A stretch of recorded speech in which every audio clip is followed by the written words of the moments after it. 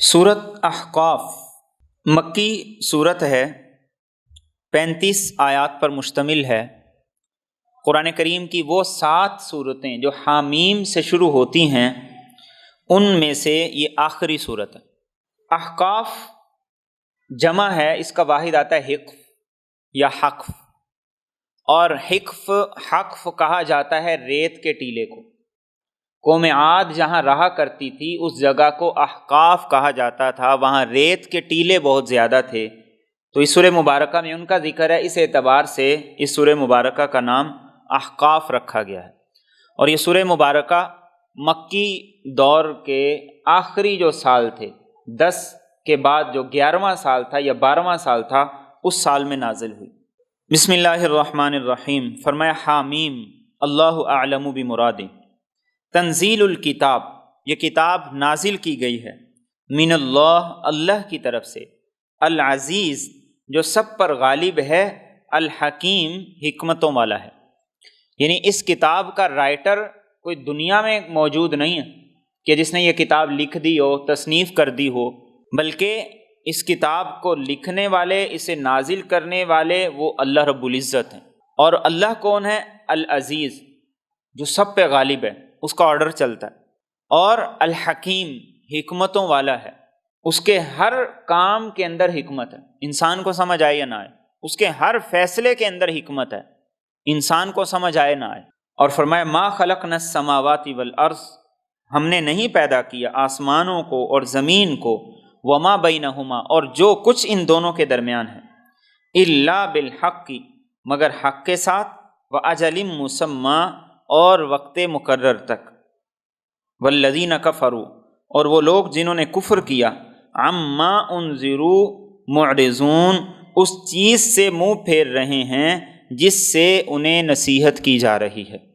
پہلی بات یہ فرمائی کہ کائنات کو کسی مقصد کے لیے بنایا گیا، کھیل تماشے کے لیے نہیں بنایا کہ یہاں جو مرضی آئے اپنی مرضی منمانی کرے اور چلتا بنے، نہیں۔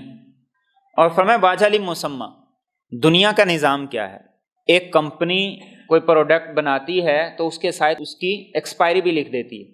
فرمایا اس کائنات کو رب نے بنایا ہے، اس کو ہمیشہ کے لیے نہیں بنایا، ایک دن یہ ساری کی ساری کائنات، نظام، سب کچھ فنا کر دیا جائے گا، ختم کر دیا جائے گا، ایکسپائر ہو جائے گا۔ اور وہ کون سا دن ہوگا؟ وہ قیامت کا دن ہوگا، جب ہر چیز یہاں فنا ہو جائے گی۔ تو کائنات کوئی ہمیشہ کے لیے نہیں بنی اور بے مقصد نہیں بنی، لیکن فرمایا کہ لوگ رب کی باتوں سے منہ پھیرتے ہیں، جس طرف رب لانا چاہتے ہیں وہ اس طرف آ نہیں رہے۔ اور فرمایا قل، آپ کہہ دیجئے، ارائیتم، کیا دیکھا تم نے، ما تدعون من دون اللہ، جنہیں تم اللہ کے علاوہ پکارتے ہو، ارونی، تم مجھے دکھاؤ، ماذا خلقوا من الارض، کیا انہوں نے پیدا کیا زمین میں، ام لہم شرک فی السماوات، یا ان کی آسمانوں میں کوئی شراکت ہے، ایتونی بکتاب من قبل ھذا، میرے پاس اس سے پہلے کوئی کتاب لے آؤ، او اثارۃ من علم، یا علم میں سے کچھ نقل لے آؤ، ان کنتم صادقین، اگر تم سچے ہو۔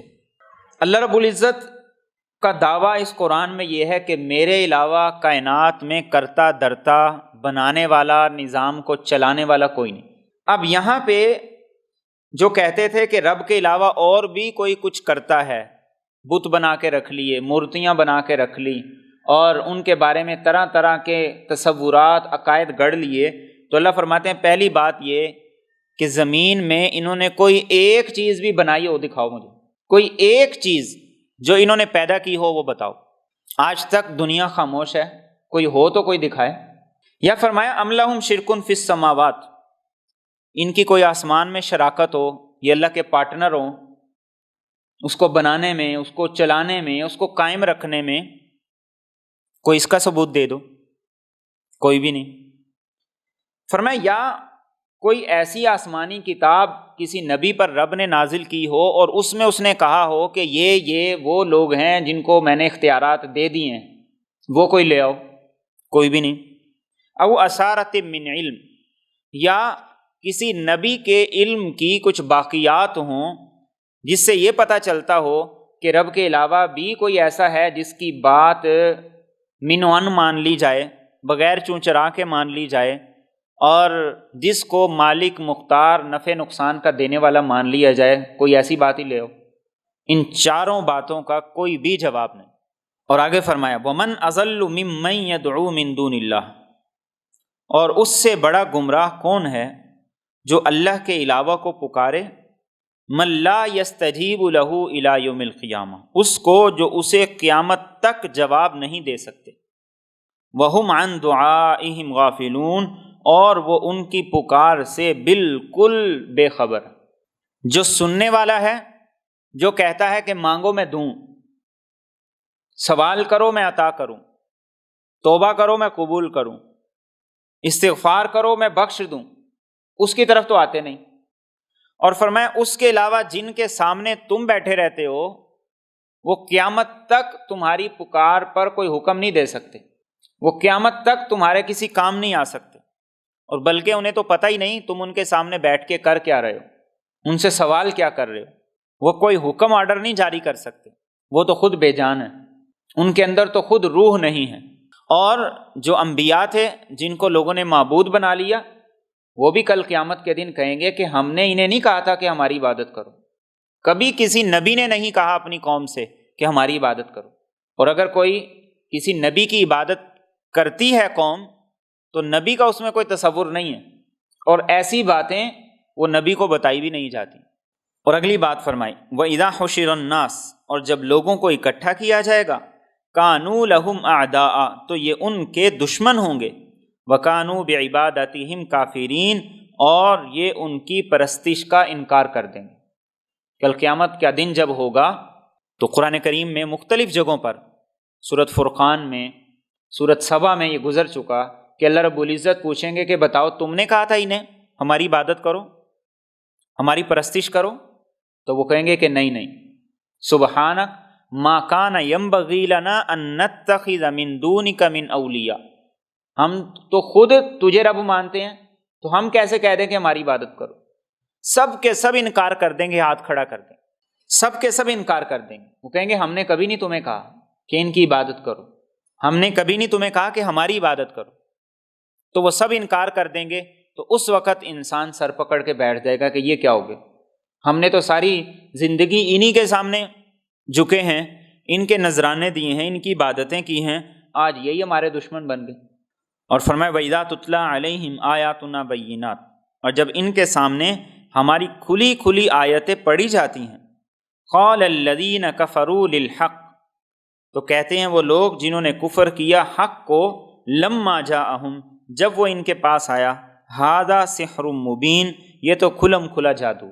اب جب قرآن کی آیتیں پڑھی جاتی تو لوگ اس کو سن کے متاثر ہوتے، ایمان لاتے، تو وہ کہتے یہ جادو ہے، جیسے جادو اثر کرتا ہے ایسے یہ بھی اثر کرتا ہے۔ لیکن انہوں نے یہ غور ہی نہیں کیا کہ جادو میں کیا کچھ کیا جاتا ہے اور قرآن کیا کچھ کہتا ہے۔ جادو اس لیے تو نہیں کیا جاتا کہ کسی کا کاروبار چمکے، جادو تو کیا جاتا ہے کسی کا کاروبار تباہ ہو۔ جادو اس لیے نہیں کیا جاتا کہ دو میاں بیوی مل کے رہیں، وہ اس لیے کیا جاتا ہے تاکہ دونوں میں لڑائی جھگڑے ہوں، فساد ہوں۔ اور دین کیا کہتا ہے؟ دین کہتا ہے کہ میاں بیوی مل کے رہیں، ایک دوسرے کے حقوق کو جانے سمجھیں۔ دین یہ کہتا ہے کہ ایک دوسرے کے ایسے خیر خواہ بنو کہ ہر ایک کو دعائیں دو، اس کے لیے برکت کی دعا کرو۔ تو انہوں نے جادو اور قرآن کے فرق کو ہی مٹا دیا، حالانکہ قرآن اور جادو میں زمین آسمان کا فرق۔ آگے فرمائے ام یقولون افترا، کیا یہ کہتے ہیں کہ آپ نے اسے خود بنا لیا ہے؟ قل، آپ کہہ دیجئے ان افتریتہ، اگر میں نے اسے اپنی طرف سے بنایا ہے، فلا تملکون لی من اللہ شیئا، تو تم خدا کے سامنے میرے بچاؤ کے لیے کچھ اختیار نہیں رکھتے۔ هو اعلم بما تفیضون فیہ، وہ خوب جانتا ہے اس گفتگو کو جو تم اس کے بارے میں کرتے ہو۔ کفا بہ شہیدا بینی و بینکم، وہ کافی ہے بطور گواہ کے میرے اور تمہارے درمیان۔ وہو الغفور الرحیم، اور وہ بڑا بخشنے والا نہایت رحم کرنے والا ہے۔ جس نے ماننا نہیں اس نے بہانے پیش کرنے، عذر پیش کرنے۔ آپ صلی اللہ علیہ وسلم کی زبان بھی عربی تھی اور انکار کرنے والوں کی زبان بھی عربی تھی، لیکن اس کے باوجود وہ کہتے تھے کہ قرآن اللہ کی کتاب نہیں ہے، آپ نے خود بنا کے ہمارے سامنے پیش کر دیا اور کہتے ہیں کہ اللہ کی کتاب ہے۔ تو قرآن کریم نے کہا کہ آپ ان سے کہیں کہ اگر میں نے اس قرآن کو خود بنا کر اللہ کی طرف منسوب کیا تو پھر اللہ کے عذاب سے مجھے بھی نہیں کوئی بچا سکتا، اور اللہ کو یہ پتہ ہے تم جو کہہ رہے ہو کس نیت سے کہہ رہے ہو اور کیوں کہہ رہے ہو۔ اگر یہ میں نے بنایا ہوا ہے تو پھر تم بھی اس طرح کا بنا لو۔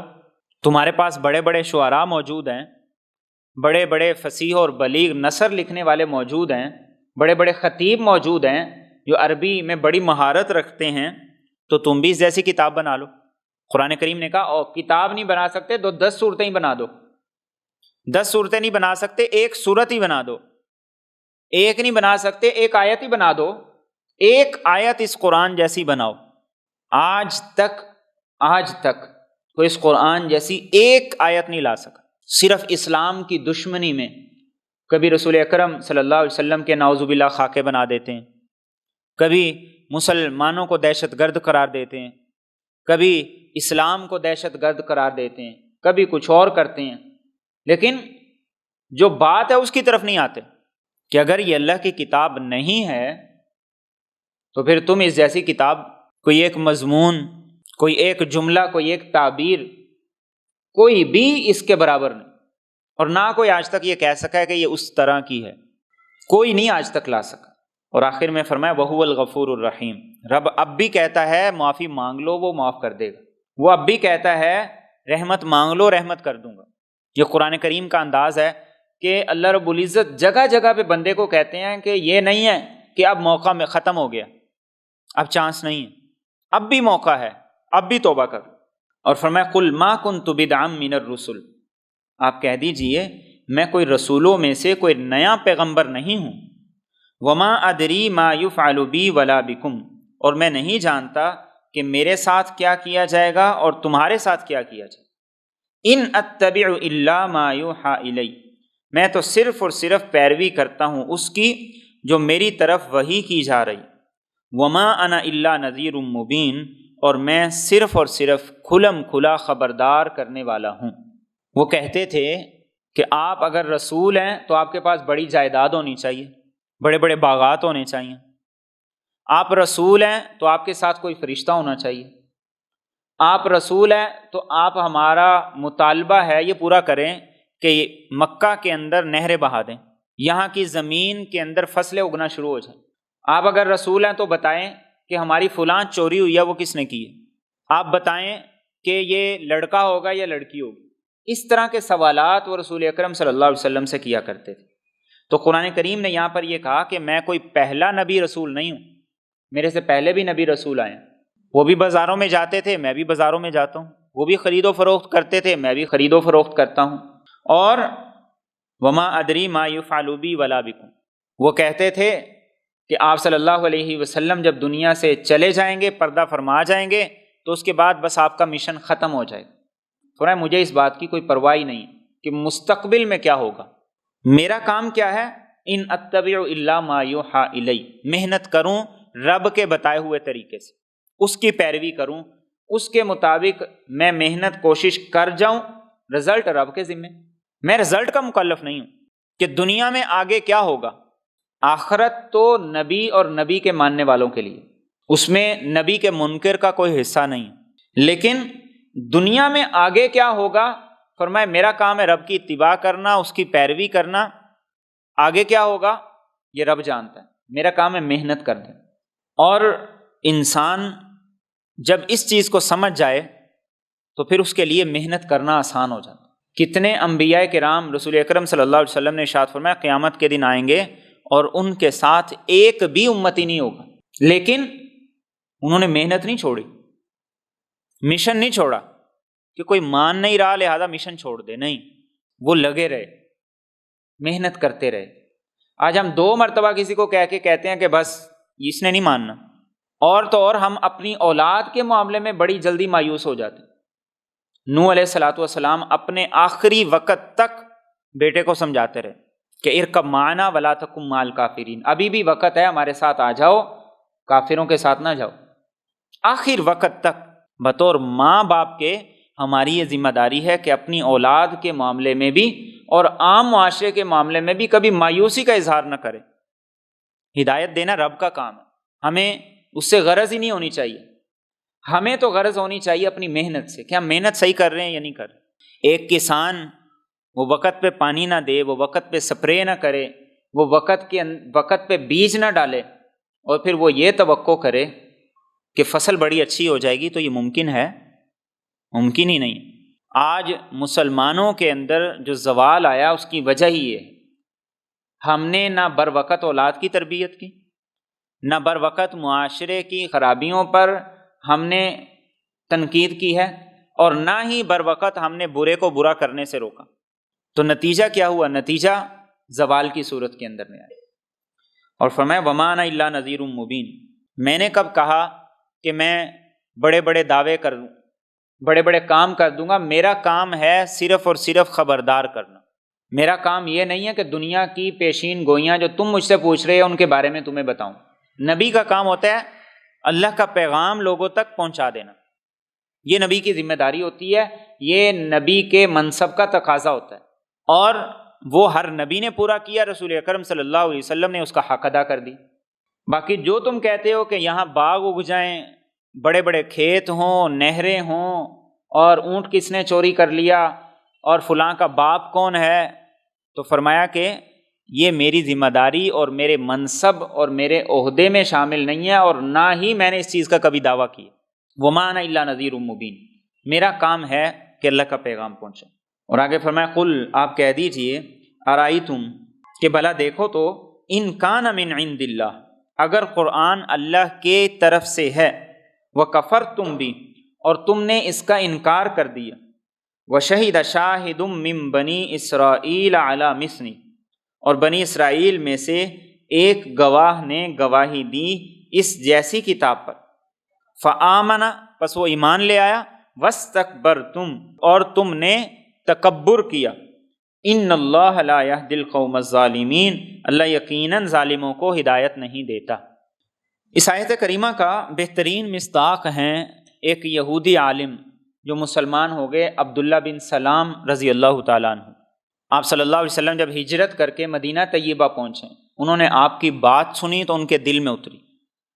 آپ کا جو پہلا خطبہ تھا، پہلی تقریر تھی، جب وہ سنی تو بڑے متاثر ہوئے، ایمان لے آئے، اور انہوں نے کہا یا رسول اللہ صلی اللہ علیہ وسلم، میں اپنے ایمان کا اعلان نہیں کرتا، آپ پہلے میری قوم سے میرے بارے میں پوچھیں۔ وہ چھپ گئے، آپ نے یہودیوں کو بلایا اور ان سے کہا کہ عبداللہ بن سلام کے بارے میں تم کیا کہتے ہو، تمہاری کیا رائے ہے؟ تو وہ یہودی کہنے لگے کہ وہ تو ہم میں سے بہترین آدمی ہیں اور بہترین آدمی کے بیٹے ہیں، ہم میں سے بڑی فضیلت والے ہیں اور فضیلت والے کے بیٹے ہیں، علم والے ہیں، علم والے کے بیٹے ہیں۔ تو آپ نے کہا کہ بتاؤ، اگر میں یہ کہوں کہ وہ مسلمان ہو گئے تو پھر؟ تو یہودی کانوں کو ہاتھ لگانے لگے، نہیں نہیں نہیں، ایسا نہیں ہو سکتا، یہ نہیں، اللہ کی پناہ مانگتے ہیں کہ وہ مسلمان ہو۔ اتنے میں وہ پیچھے سے آئے اور انہوں نے کہا کہ میں گواہ بنا کے کہتا ہوں کہ اللہ کے سوا کوئی معبود نہیں اور محمد صلی اللہ علیہ وسلم اللہ کے رسول ہیں۔ تو سب کہنے لگے کہ یہ برا آدمی ہے، برے آدمی کا بیٹا ہے، اس کی تو نسل ہی اچھی نہیں۔ تو قرآن کریم کی اس آیت کا ایک مصداق وہ ہے کہ بنی اسرائیل میں سے وہ ایمان لے آئے اور تم انکار کرتے رہے۔ اور وہ ایمان کس بنیاد پہ لائے تھے؟ کہ انہوں نے اللہ کی کتاب تورات کو جب پڑھا تھا تو اس میں جو احکامات تھے وہی احکامات قرآن میں، اس میں بھی یہی تھا رب ایک ہے، اس میں بھی یہی ہے رب ایک ہے، اس میں بھی یہ تھا کہ قیامت کے بعد ایک زندگی ہے جہاں انسان کو رب کے سامنے کھڑے ہو کے جواب دینا ہے، اور اس میں بھی یہی۔ اور ویسے یہ آیت کریمہ عام ان لوگوں کے بارے میں ہے جو پہلے مذاہب کے پیروکار تھے اور بعد میں آپ پر ایمان لے آئے۔ تو فرمایا کہ اس قرآن کے حق ہونے کی دلیل یہ ہے کہ دوسرے نبیوں پر ایمان لانے والے اسے مان رہے ہیں اور تم اس کا انکار کر، اور ان کا ماننا اس بات کی دلیل ہے کہ قرآن بھی اللہ ہی کی کتاب ہے۔ آج دنیا کے اندر اگر ہم دیکھیں تو روزانہ سب سے زیادہ مسلمان ہونے والوں میں عیسائیوں کی تعداد ہے۔ عیسائی اسلام کے اندر داخل ہو رہے ہیں، اور دوسری طرف مسلمانوں کا عالم یہ ہے کہ ان کی کوشش ہے کسی طریقے سے اسلام کا پھندا نکال کے گلے سے پھینک دیں۔ آج مشرق وسطیٰ، پاکستان اور یورپ کے مسلمان کا اگر آپ فرق دیکھیں تو زمین آسمان کا فرق۔ وہاں کا مسلمان تمام حالات کے باوجود اسلام کو اپنے سینے سے لگائے ہوئے، اور یہاں کا مسلمان کہتا ہے کہ مجھے کسی طریقے سے ہر چیز کی کھلی چھٹی مل جائے، آزادی مل جائے۔ وہ ایمان لا رہے ہیں، ہم ایمان سے جان چھڑا رہے ہیں۔ وہ اسلام میں داخل ہو رہے ہیں اور ہم کہتے ہیں کہ بس اسلام پہ عمل نہ کرنا پڑے، جیسے معاشرہ چل رہا ہے بس ویسے چلیں، جیسے لوگ چل رہے ہیں بس ویسے چلیں۔ تو فرمائے ان اللہ لا یہدی القوم الظالمین، ایسے ظالموں کو اللہ ہدایت نہیں دیتا کہ جو یہ کہیں کہ ہمارا قبلہ بیت اللہ ہے اور ان کا جو عملی رخ ہے، زندگی کا جو رخ ہے وہ کسی اور طرف ہو۔ بیت اللہ کو قبلہ ماننے کا مقصد یہ ہے کہ اب اس رب کا جو حکم ہے ہم نے اس کی ماننی، سجدہ کرنے کا یہ مطلب ہے۔ بیت اللہ کی طرف نماز پڑھنے کا یہ مطلب ہے کہ اب بس اسی کی مرضی ہے۔ بیت اللہ ہمارا قبلہ ہے، اس کا یہ مطلب ہے۔ یہ مطلب نہیں ہے کہ نماز کے لیے بیت اللہ ہو اور باقی جو زندگی ہے، جو روٹین ہے، جو لائف ہے، وہ سارے کا سارا وہ اس طرح ہو جیسے معاشرے کے اندر ٹرینڈ چل رہا ہے، کلچر چل رہا ہے۔ تو فرمائے ان اللہ لا یہدی القوم الظالمین، ایسے ظالموں کو اللہ ہدایت نہیں دیتا۔ اور آگے فرمائے وقال الذین کفروا، اور کہنے لگے وہ لوگ جنہوں نے کفر کیا، للذین آمنوا، ان لوگوں سے جو ایمان لائے، لو کان خیرا، اگر یہ دین بہتر ہوتا، ما سبقونا الیہ، تو یہ دوڑ کے ہم سے اس کی طرف آگے نہ نکل پاتے۔ وَإِذْ لَمْ يَهْتَدُوا بِهِ، اور جب انہوں نے اس سے ہدایت نہ پائی، فَسَيَقُولُونَ هَذَا إِفْكٌ قَدِيمٌ، تو ان قریب وہ کہیں گے یہ پرانا جھوٹ ہے۔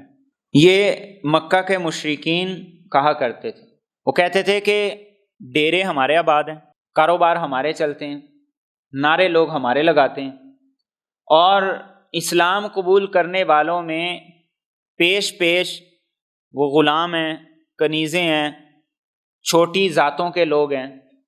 اگر اسلام واقعی سچا دین ہوتا تو ہم جیسے سمجھدار اس سے پیچھے نہ رہتے، لیکن وہ اس وجہ سے پیچھے نہیں رہ گئے کہ انہوں نے اسلام کو سچا دین نہیں سمجھا، وہ سچا ہی سمجھتے تھے۔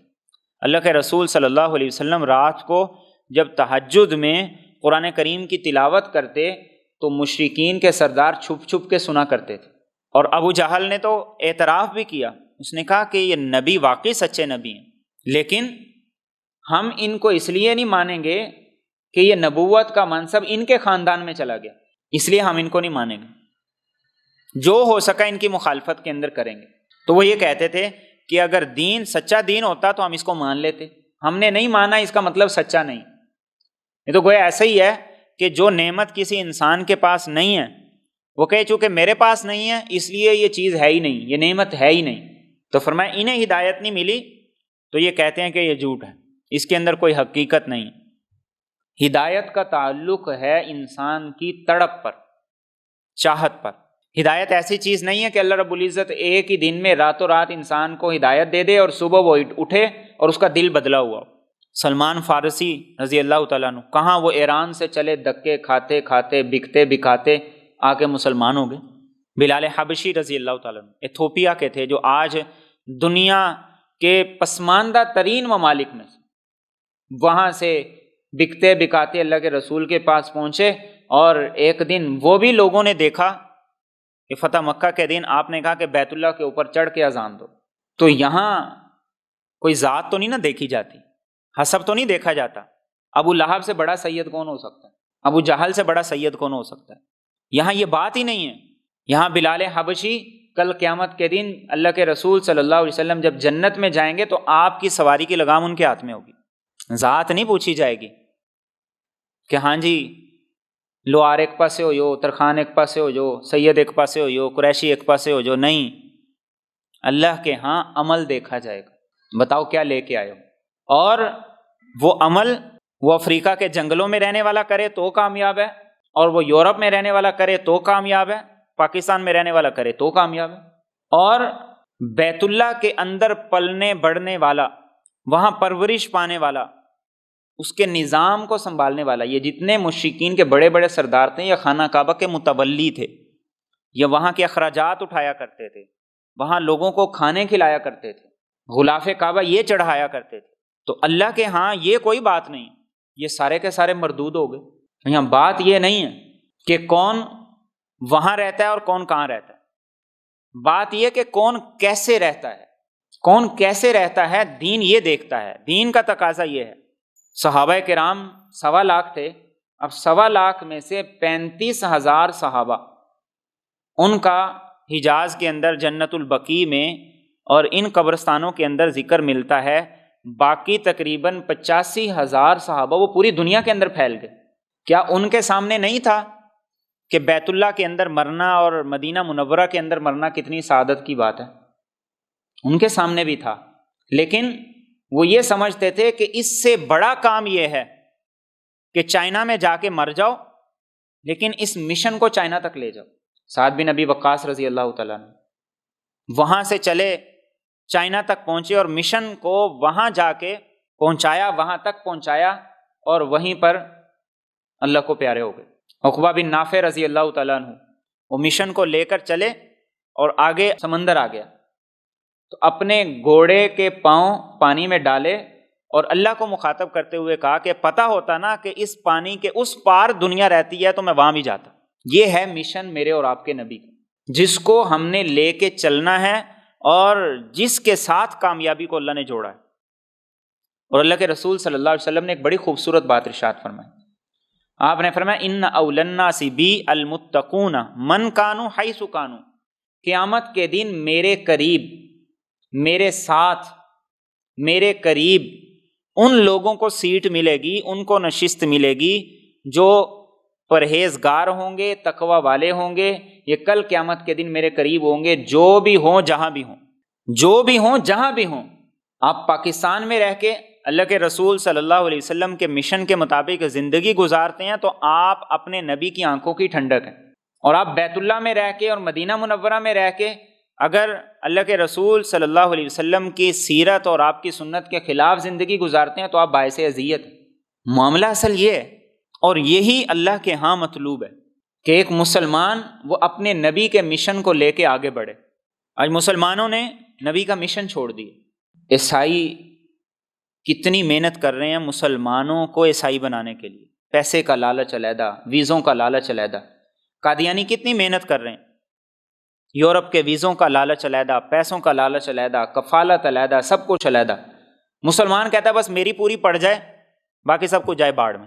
دنیا میں 1.5 ارب مسلمان ہیں، کل 7 ارب کی آبادی ہے، تو ایک مسلمان 4 غیر مسلم اس کے کھاتے میں آتے ہیں، 4 غیر مسلم یا 5 لگا لیں، ایک مسلمان 4-5 غیر مسلموں تک اگر اسلام کا پیغام پہنچانا شروع کر دے تو سارے کا سارا میڈیا جتنا مرضی زور لگا لے کچھ ہو سکتا ہے۔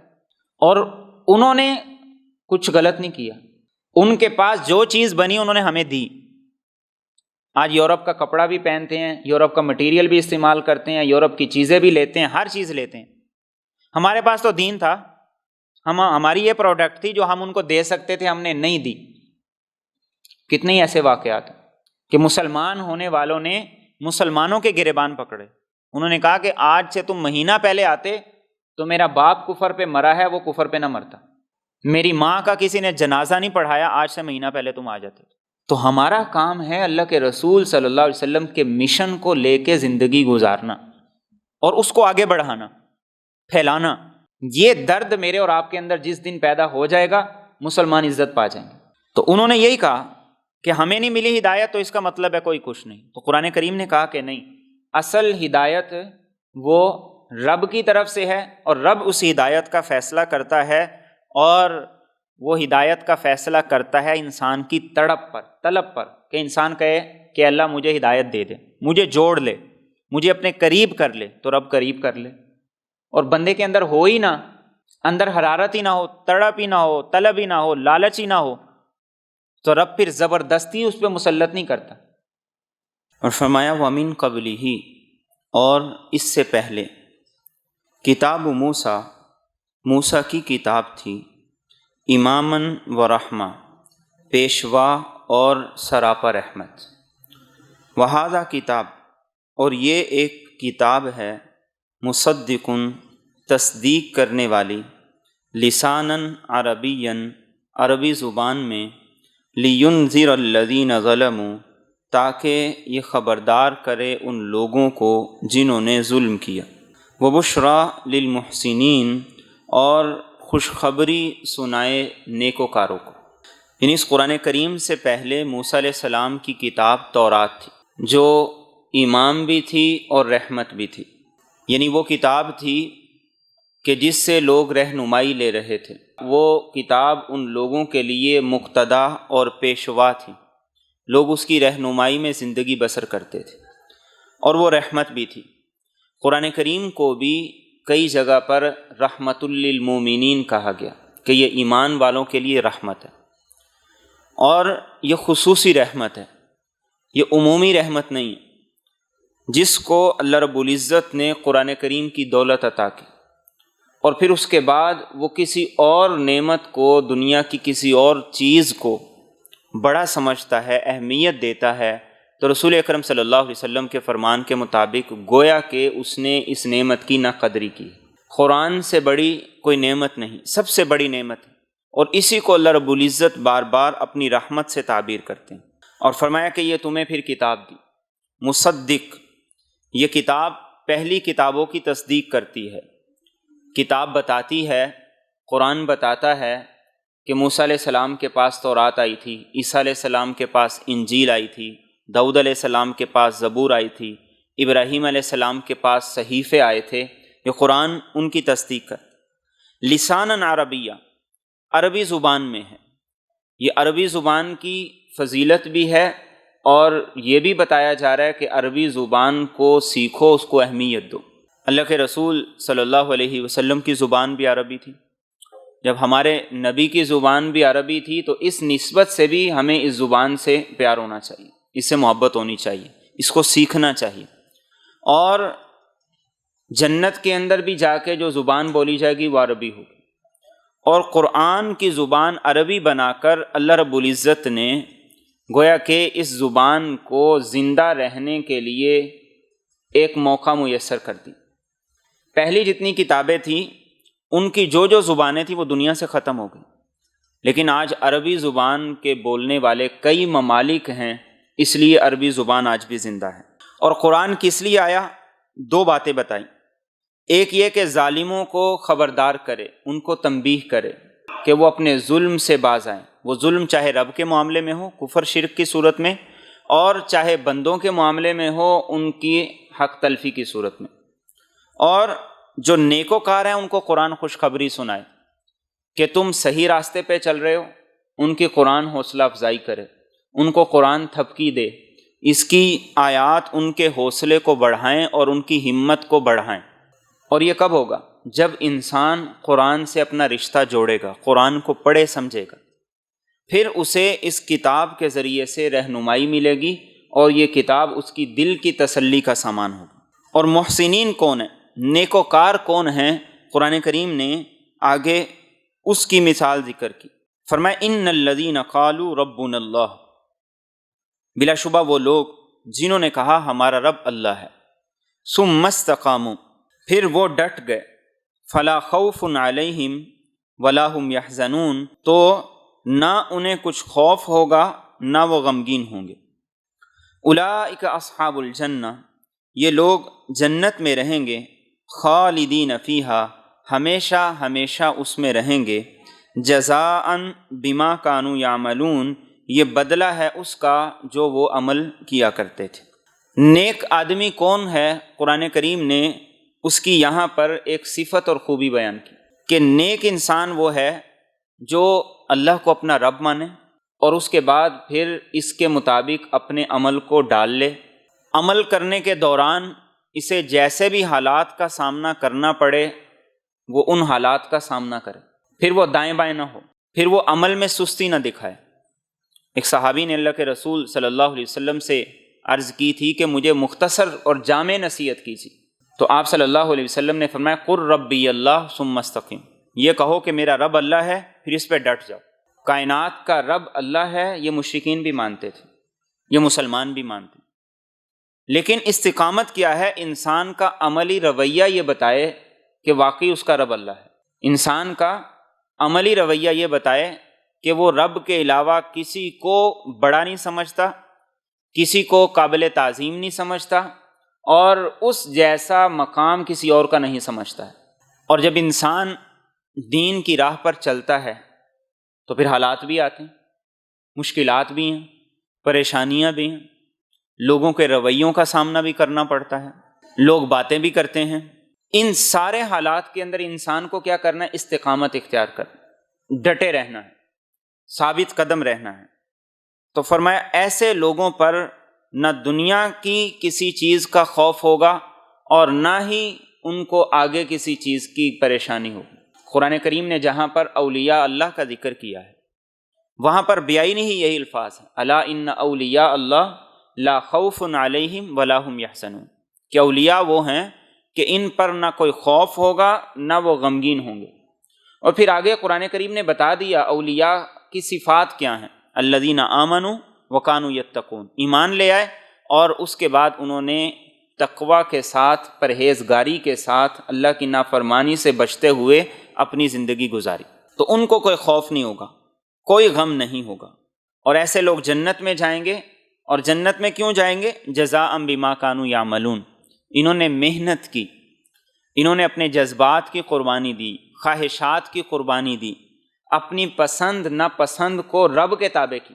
آج اس چیز کی ضرورت ہے کہ ہم اپنے عمل کے اندر استقامت لے کر آئیں، کہ ہمارا عمل وہ اس طرح سے ہو کہ جو چھوٹے نہ۔ اللہ کے رسول صلی اللہ علیہ وسلم نے ایک حدیث طیبہ میں فرمایا ان احب الاعمال الی اللہ ادومها وان قل، اللہ کو وہی عمل پسند ہے جو انسان استقامت سے کرے، چاہے تھوڑا ہی کیوں نہ ہو۔ ایسا نہیں کہ جوش میں آ کے بہت سا کر دیا اور پھر جب جوش ٹھنڈا ہوا تو انسان سب کچھ ہی بھول گیا۔ اور آگے فرمایا ووصینا الانسان، اور ہم نے وصیت کی انسان کو بوالدیہ احسانا، اپنے والدین کے ساتھ حسن سلوک کی۔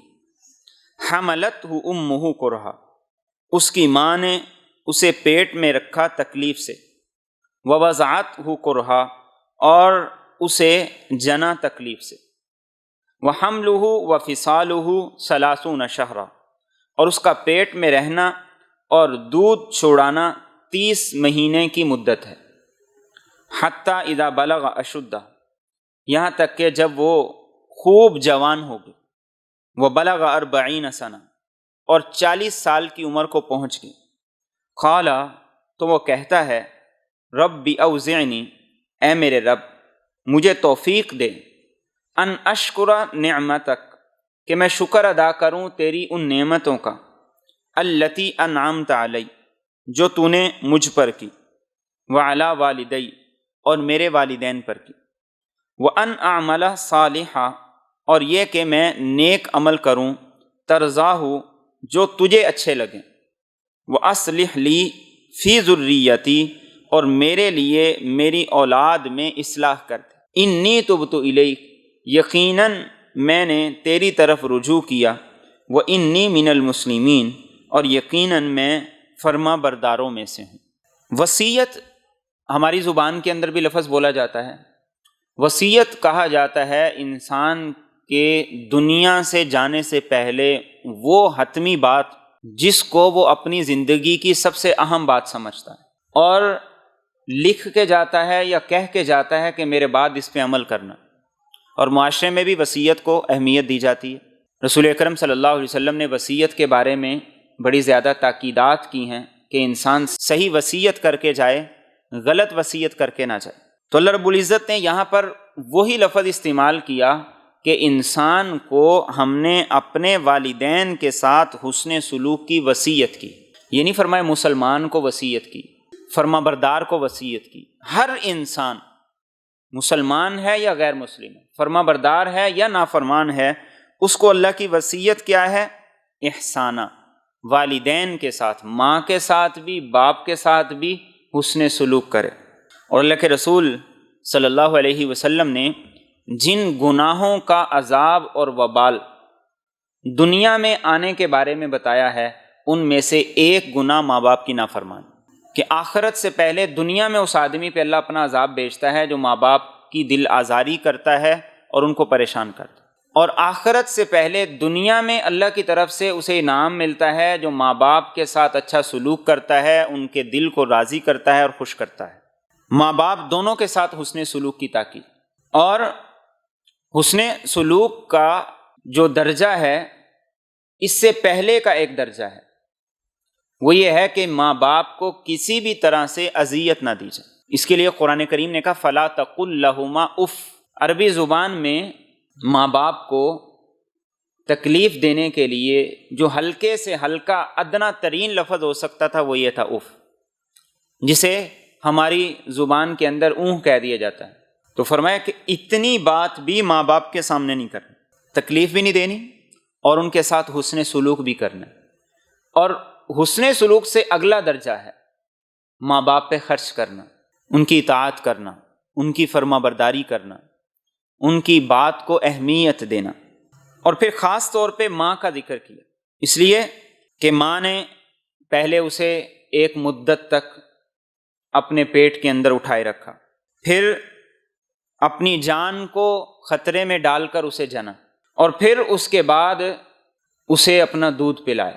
اسی لیے رسول اکرم صلی اللہ علیہ وسلم سے جب صحابی نے سوال کیا تھا من ابر، کہ یا رسول اللہ صلی اللہ علیہ وسلم سب سے زیادہ میرے حسن سلوک کا کون حقدار ہے، تو آپ صلی اللہ علیہ وسلم نے 3 مرتبہ یہ فرمایا تھا امک، تیری ماں، تیری ماں، تیری ماں۔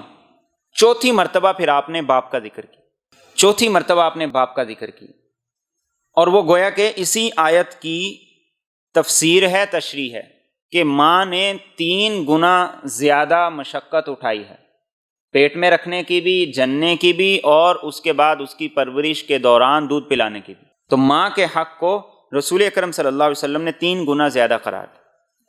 اور 3 گنا زیادہ قرار دینے کی ایک اور وجہ بھی، باپ سے ہو سکتا ہے کوئی مفاد ہو، اولاد کو دنیا کا کوئی فائدہ ہو، لیکن ماں سے عمومی طور پر وہ نہیں ہوتا۔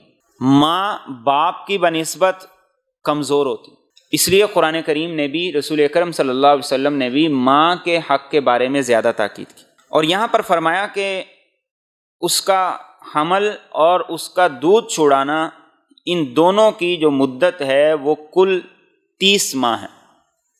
30 ماہ بنتے ہیں 2.5 سال۔ اب 2.5 سال میں سے 2 سال مدت رضاعت ہے، دودھ پلانے کا دورانیہ ہے۔ سورۃ بقرہ کے اندر قرآن کریم نے اس کی وضاحت کی ہے کہ زیادہ سے زیادہ دودھ پلانے کی مدت رضاعت وہ 2 سال ہے، باقی رہ گئے 6 ماہ۔ اور 6 ماہ اس آیت کی روشنی میں گویا کہ کم از کم پریگنینسی کا پیریڈ ہے، اس سے زیادہ تو ہو ہی سکتا ہے، لیکن نکاح کے بعد اگر 6 ماہ سے پہلے کسی بچے کی پیدائش ہو جاتی ہے تو دین یہ کہتا ہے کہ یہ اس خامن کا بچہ نہیں ہو سکتا، یہ کسی اور کا ہے۔ ادنا ترین کم از کم مدت قرآن کریم نے اس کی حمل کی، پریگنینسی کی، وہ 6 ماہ متعین کی۔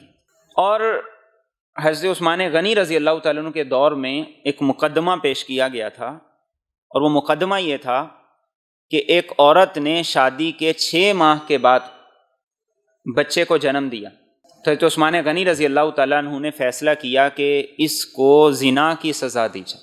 حضرت علی المرتضیٰ کرم اللہ وجہہ کو پتہ چلا تو آپ تشریف لائے، تو آپ نے کہا کہ آپ کا فیصلہ درست نہیں، اس لیے درست نہیں ہے کہ قرآن کریم کی ایک آیت یہ کہتی ہے کہ رضاعت کی مدت 2 سال ہے، جب 2 سال رضاعت کی مدت نکل گئی تو درمیان میں باقی پھر 6 ماہ بچتے ہیں، تو 6 ماہ کے بعد اگر یہ بچہ پیدا ہوا ہے تو اس کا مطلب یہ ہے کہ یہ اسی خامن سے ہے، کسی اور سے نہیں۔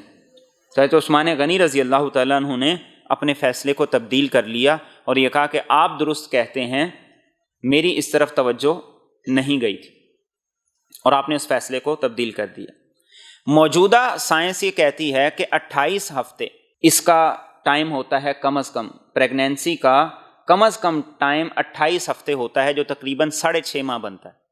قرآن کریم نے اس کو 6 ماہ رکھا ہے، اس سے بھی کم رکھا ہے۔ اس کی ایک وجہ ہے، اس کی وجہ یہ ہے کہ زنا کی سزا یہ سنگین سزا ہے۔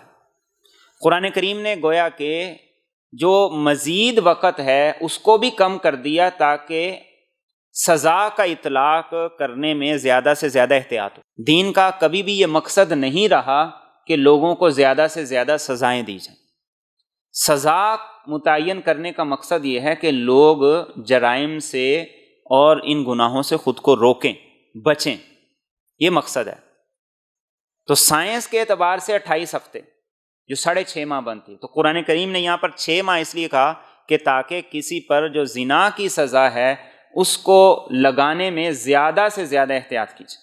اور پھر اس کے بعد فرمایا کہ انسان جب اپنی جوانی کو پہنچ گئے اور اس کے بعد پھر 40 سال کی عمر کو پہنچ گئے، اب اس نے اپنی زندگی کا بڑا حصہ گزار لی، 60 سال اوسط ہے، بڑا حصہ گزار لی۔ اب اس کو رب کا شعور ہونا چاہیے، اگر اب نہیں تو کبھی بھی یہ رب کا شعور نہیں حاصل کر سکتا۔ ایک بچہ جب پیدا ہوتا ہے، پیدا ہونے کے بعد سے لے کر شعور پکڑنے تک وہ اپنا رب اور اپنا سب کچھ اپنے ماں باپ کو ہی سمجھ رہا ہوتا ہے، کیونکہ اس کی ماں اسے کھلاتی پلاتی ہے، اس کا باپ لا کے دیتا ہے، تو اس کے اندر وہ رب کا تصور اس وقت بیدار ہی نہیں ہوتا۔ لیکن فرمایا کہ جو آدمی اپنی جوانی کو پہنچ جائے، پھر 40 سال کی عمر کو پہنچ جائے، تو پھر اس کو رب کا شعور آ جانا چاہیے کہ میرے ماں باپ کو جو دے رہا ہے وہ کون ہے، میرے ماں باپ کے پاس جو آ رہا ہے وہ کہاں سے آ رہا ہے، اور انسان کائنات کے نظام میں غور کر کے رب کو پہنچے، اور پھر وہ یہ دعا کرے، خاص طور پر 40 سال کی عمر کے بعد۔ اس دعا کا پہلا حصہ کیا ہے؟ ربی اوزعنی ان اشکر نعمتک التی انعمت علی وعلی والدی، کیا میرے رب جو احسان تو نے میرے ماں باپ پہ کیے اور مجھ پہ کیے، مجھے توفیق دے کہ میں ان سب کا احسان مانوں اور ان سب کا شکر ادا کروں۔ انسان پر جتنی نعمتیں ہیں ان نعمتوں کا 80% حصہ وہ اس کے ماں باپ کی بدولت ہے۔ انسان پر جتنی نعمتیں ہیں ان کا 80% حصہ اس کے ماں باپ کی بدولت ہے۔ اس کے ماں باپ کی بدولت اسے ملا جو بھی ملا، اس کے بعد اس نے محنت کی، اس کے بعد آگے جو بھی کیا، اس کی اصل بنیاد وہ ماں باپ کی محنت تھی۔ اسی لیے رسول اکرم صلی اللہ علیہ وسلم نے ایک صحابی کو گریبان پکڑ کے یہ کہا تھا کہ تو بھی اور تیرا مال بھی تیرے باپ کا ہے۔ آج اولاد ماں باپ سے پوچھتی ہے کہ تم نے ہمارے لیے کیا کیا ہے۔ آج اولاد ماں باپ کا گریبان پکڑتی ہے کہ تم نے ساری زندگی کیا کیا ہے۔ تو جو کچھ ماں باپ کو رب نے دیا اسی کی بنیاد پہ اولاد کو سب کچھ حاصل ہوا، تو اس لیے وہ رب سے یہ دعا کرتا ہے، اور گویا اس میں اشارہ ہے کہ میں رب کے حق کو بھی سمجھتا ہوں، اس لیے کہ میں ماں باپ کے حق کو سمجھتا ہوں۔ ماں باپ نے کیا کیا؟ ماں باپ نے یہی کیا کہ رب کی دی ہوئی نعمتیں اس کو مہیا کر دیں، لیکن رب نے کیا کیا؟ رب نے ان نعمتوں کو وجود دیا۔ تو پہلی دعا وہ یہ کرتا ہے کہ جو نعمتیں مجھ پر ہیں اور میرے والدین پر ہیں ان کا شکر ادا کرنے کی تو مجھے توفیق عطا کر، کہ میں ان کا شکر ادا کروں۔ اب وہ نعمتیں تھوڑی ہیں یا زیادہ ہیں، ہر حال میں انسان اگر ان کا شکر ادا کرنا شروع کر دے وہ خود بخود بڑھ جائیں، وہ خود بخود زیادہ ہو جائیں۔ اور نیک اور فرما بردار اولاد، اس کی علامت اور نشانی یہ ہوتی ہے کہ جب اس کے پاس ان نعمتوں سے زیادہ نعمتیں آئیں جتنی کہ اس کی ماں باپ کے پاس تھیں، تو وہ کبھی اپنے ماں باپ کو نہیں بھولتا، پھر وہ اپنے ماں باپ کو نہیں بھولتا۔ اور جس کے پاس اپنے ماں باپ سے بڑھ کے کچھ آ جائے اور وہ ماں باپ کو یاد ہی نہ کرے، چاہے وہ زندہ ہیں چاہے وہ دنیا سے چلے گئے ہیں، تو ایسی اولاد نیک اولاد کے زمرے میں نہیں۔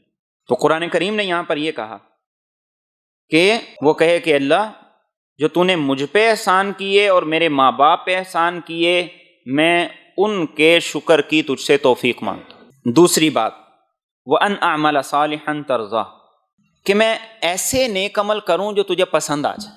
ایک انسان نیک عمل کر رہا ہے، زندگی میں محنت کر رہا ہے، لیکن وہ رب کو پسند آئے یا نہیں آئے کوئی پتہ نہیں۔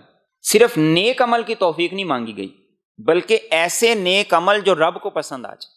ایک دلہن کو تیار کیا جا رہا تھا تو سب اسے کہہ رہے تھے کہ بڑی خوبصورت لگ رہی، بڑی اچھی لگ رہی، تو اس نے کہا کہ جس کے لیے مجھے تیار کیا گیا ہے اگر وہ پسند کرے گا تو پھر بات کی اہمیت۔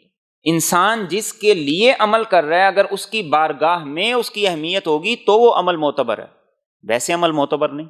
ظاہر میں انسان کا عمل نیکی کا ہو، اندر سے دکھلاوا ریاکاری ہو۔ ظاہر میں انسان کا عمل نیکی کا ہو اور اندر سے وہ حقیقت میں دین کی روح کے منافی ہو۔ وَأَنْ أَعْمَلَ صَالِحًا تَرْضَاهُ، اور اس کے بعد وَأَصْلِحْ لِي فِي ذُرِّيَّتِي، کہ میری اولاد کی بھی اصلاح کر، یعنی نہ ماں باپ کو بولا نہ اپنی اولاد کو بولا۔ ماں باپ کا حق بھی ہے، اولاد کا حق بھی ہے، ماں باپ کی ذمہ داری بھی ہے، اولاد کی ذمہ داری بھی ہے۔ تو وہ اللہ سے یہ کہتا ہے وَأَصْلِحْ لِي فِي ذُرِّيَّتِي۔ ہم اپنی اولاد کے معاملے میں جو ایک کوتاہی کرتے ہیں وہ یہ کہ ہم ان کے لیے دعا کم کرتے ہیں، بلکہ بس اوقات بد دعائیں زیادہ دیتے ہیں۔ دعا کم کرتے ہیں، برا بلا زیادہ کہتے ہیں، کوستے زیادہ ہیں، اور ان کی لوگوں سے شکایتیں زیادہ کرتے ہیں، دعا کم کرتے ہیں۔ تو فرمایا کہ خاص طور پہ 40 سال کے بعد انسان یہ کہ وَأَصْلِحْ لِي فِي ذُرِّيَّتِي، کہ اب میرا مشکل وقت شروع ہونے والا ہے، اس لیے کہ اب اولاد جوان ہونا شروع ہوگی، بڑا ہونا شروع ہوگی۔ ایسا نہ ہو کہ کسی آزمائش میں پکڑا جائے، کسی امتحان کے اندر آ جاؤں۔ وَأَصْلِحْ لِي فِي ذُرِّيَّتِي، کہ اللہ خاص طور پر اس موقع پر میری اولاد کے قدموں کو ثابت قدم کرنا اور انہیں میری آنکھوں کی ٹھنڈک بنانا۔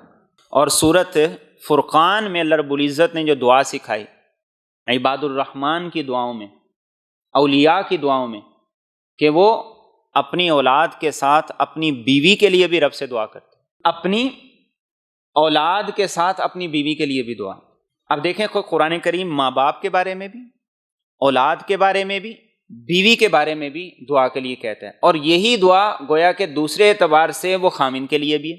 تو قرآن کریم ہمیں جہاں کہنے کہلانے کا حکم دیتا ہے وہاں مجھے اور آپ کو ان کے حق میں خصوصی طور پر دعا کا بھی کہتا ہے۔ تو ہم آدھا کام کرتے ہیں اور جو اس سے اہم کام ہے وہ چھوڑ دیتے ہیں، اس سے اہم کام ہے وہ چھوڑ دیتے ہیں۔ اور اس کے بعد دو جملے، انی تبت الیک و انی من المسلمین، پھر وہ کہتا ہے کہ اللہ میری زندگی کے 40 سال گزر چکے، 40 بہاریں دیکھ چکا ہوں، میں اپنی ساری زندگی پر تجھ سے توبہ کرتا ہوں، استغفار کرتا ہوں، تیری طرف رجوع کرتا ہوں۔ وَإِنِّي مِنَ الْمُسْلِمِينَ، کسی بڑائی تکبر کا اظہار نہیں ہے کہ میں آج تک بڑے نیک کام کرتا رہا ہوں، بڑے فلاحی کام کیے ہیں اور بڑا خرچ کیا ہے، بڑی نمازیں پڑھی ہیں، نہیں، انی من المسلمین، میں تو ایک عام سا مسلمان، ادنا سا مسلمان۔ عبداللہ بن عباس رضی اللہ تعالیٰ عنہ فرمایا کرتے تھے کہ جس آدمی کے 40 سال گزر گئے اور اس کے اندر نیکی برائی سے زیادہ نہیں ہوئی تو وہ جہنم میں جانے کی تیاری کر لے۔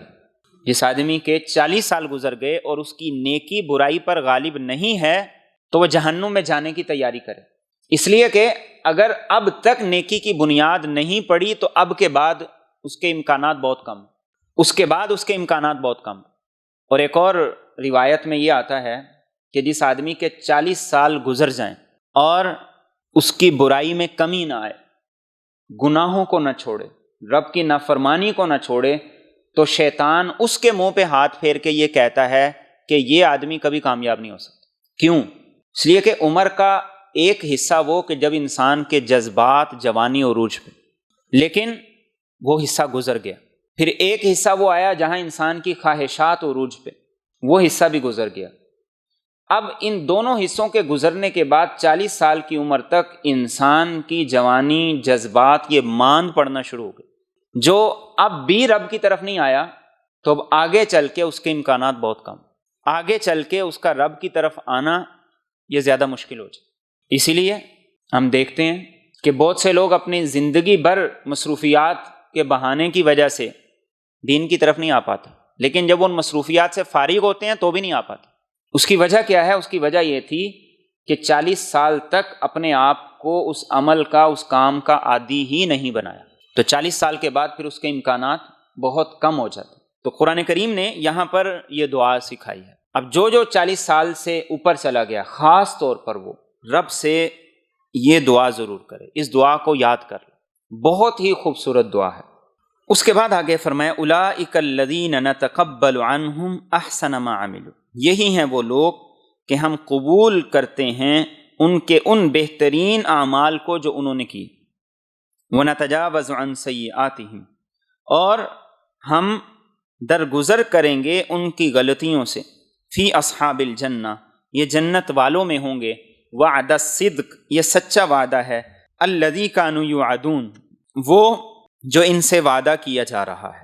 اب جس نے اپنی زندگی کے 40 سال اس طریقے سے گزار دیے اور اسی کو لے کر وہ آگے چلتا رہا، تو اللہ فرماتے ہیں کہ ہم ان کے نیک عمل قبول کریں گے اور غلطیوں کو معاف کریں گے۔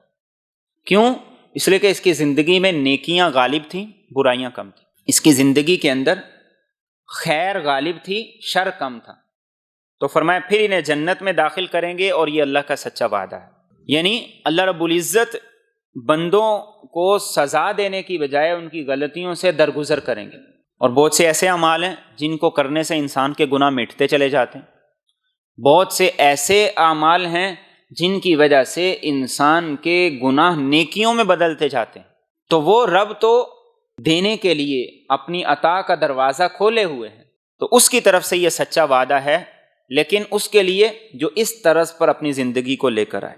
اور آگے فرمائے والذی قال لوالدیہ اف لکما، اور وہ شخص جس نے اپنے ماں باپ سے کہا تم دونوں پر اف ہے، اتعداننی ان اخرج، کیا تم دونوں مجھے یہ بتاتے ہو کہ مجھے زمین سے نکالا جائے گا، وقد خلت القرون من قبلی، اور تحقیق میرے سے پہلے بہت سے لوگ گزر چکے، وہما یستغیثان اللہ، اور وہ ماں باپ دونوں اللہ سے فریاد کرتے ہیں، ویلک آمن، اسے کہتے ہیں تیرا ناس ہو، ایمان لیا، ان وعد اللہ حق، یقیناً اللہ کا وعدہ سچ ہے، فیقول، تو وہ کہتا ہے ما ھذا الا اساطیر الاولین، یہ نہیں ہے مگر پہلے لوگوں کی کہانی۔ اب یہ دوسرا کردار ہے کہ جس نے ماں باپ کی نہ اطاعت کی، نہ فرما برداری کی، نہ ان کا حق رکھا، بلکہ الٹا انہیں ایذا اور تکلیف دینے پر آیا، اور بالخصوص اس وقت جب وہ اسے رب کے معاملے میں نصیحت کر، جب وہ اسے خیر کے معاملے میں نصیحت کر، کہ وہ کہتے ہیں مجھے سمجھاؤ نہیں، مجھے بتاؤ نہیں، مجھے نصیحت کی ضرورت نہیں ہے، بس آپ مجھے نہ کہا کریں۔ تو فرمایا اس کے ماں باپ کہنا نہیں چھوڑتے، لیکن اس کے ساتھ ساتھ وہ رب کے سامنے بھی اپنی فریاد رکھتے ہیں۔ یہاں وہی بات ہے کہ وہ کہتے بھی رہتے ہیں، رب کے سامنے اپنی فریاد بھی رکھتے رہتے ہیں۔ جب یہ دونوں کام وہ ماں باپ کرتے رہتے ہیں تو اللہ رب العزت ان کی اولاد کو راہ راست پہ لائیں گے، ورنہ ادنا ترین درجہ یہ ہے کہ ماں باپ اپنی ذمہ داری وہ اچھے طریقے سے ادا کر کے رب کی بارگاہ میں سرخرو ہو جائیں۔ اگر اولاد نہیں بھی مانتی تو ماں باپ سرخرو ہو جائیں گے رب کی بارگاہ، لیکن ایسا نہ ہو کہ بطور ماں باپ ہم اپنی ذمہ داری ہی پوری نہ کریں، ہم رب کی بارگاہ میں اس لیے پکڑے جائیں کہ ہم نے اپنی ذمہ داری پوری نہیں کی، اور اولاد اس لیے پکڑی جائے کہ انہوں نے نافرمانی کی۔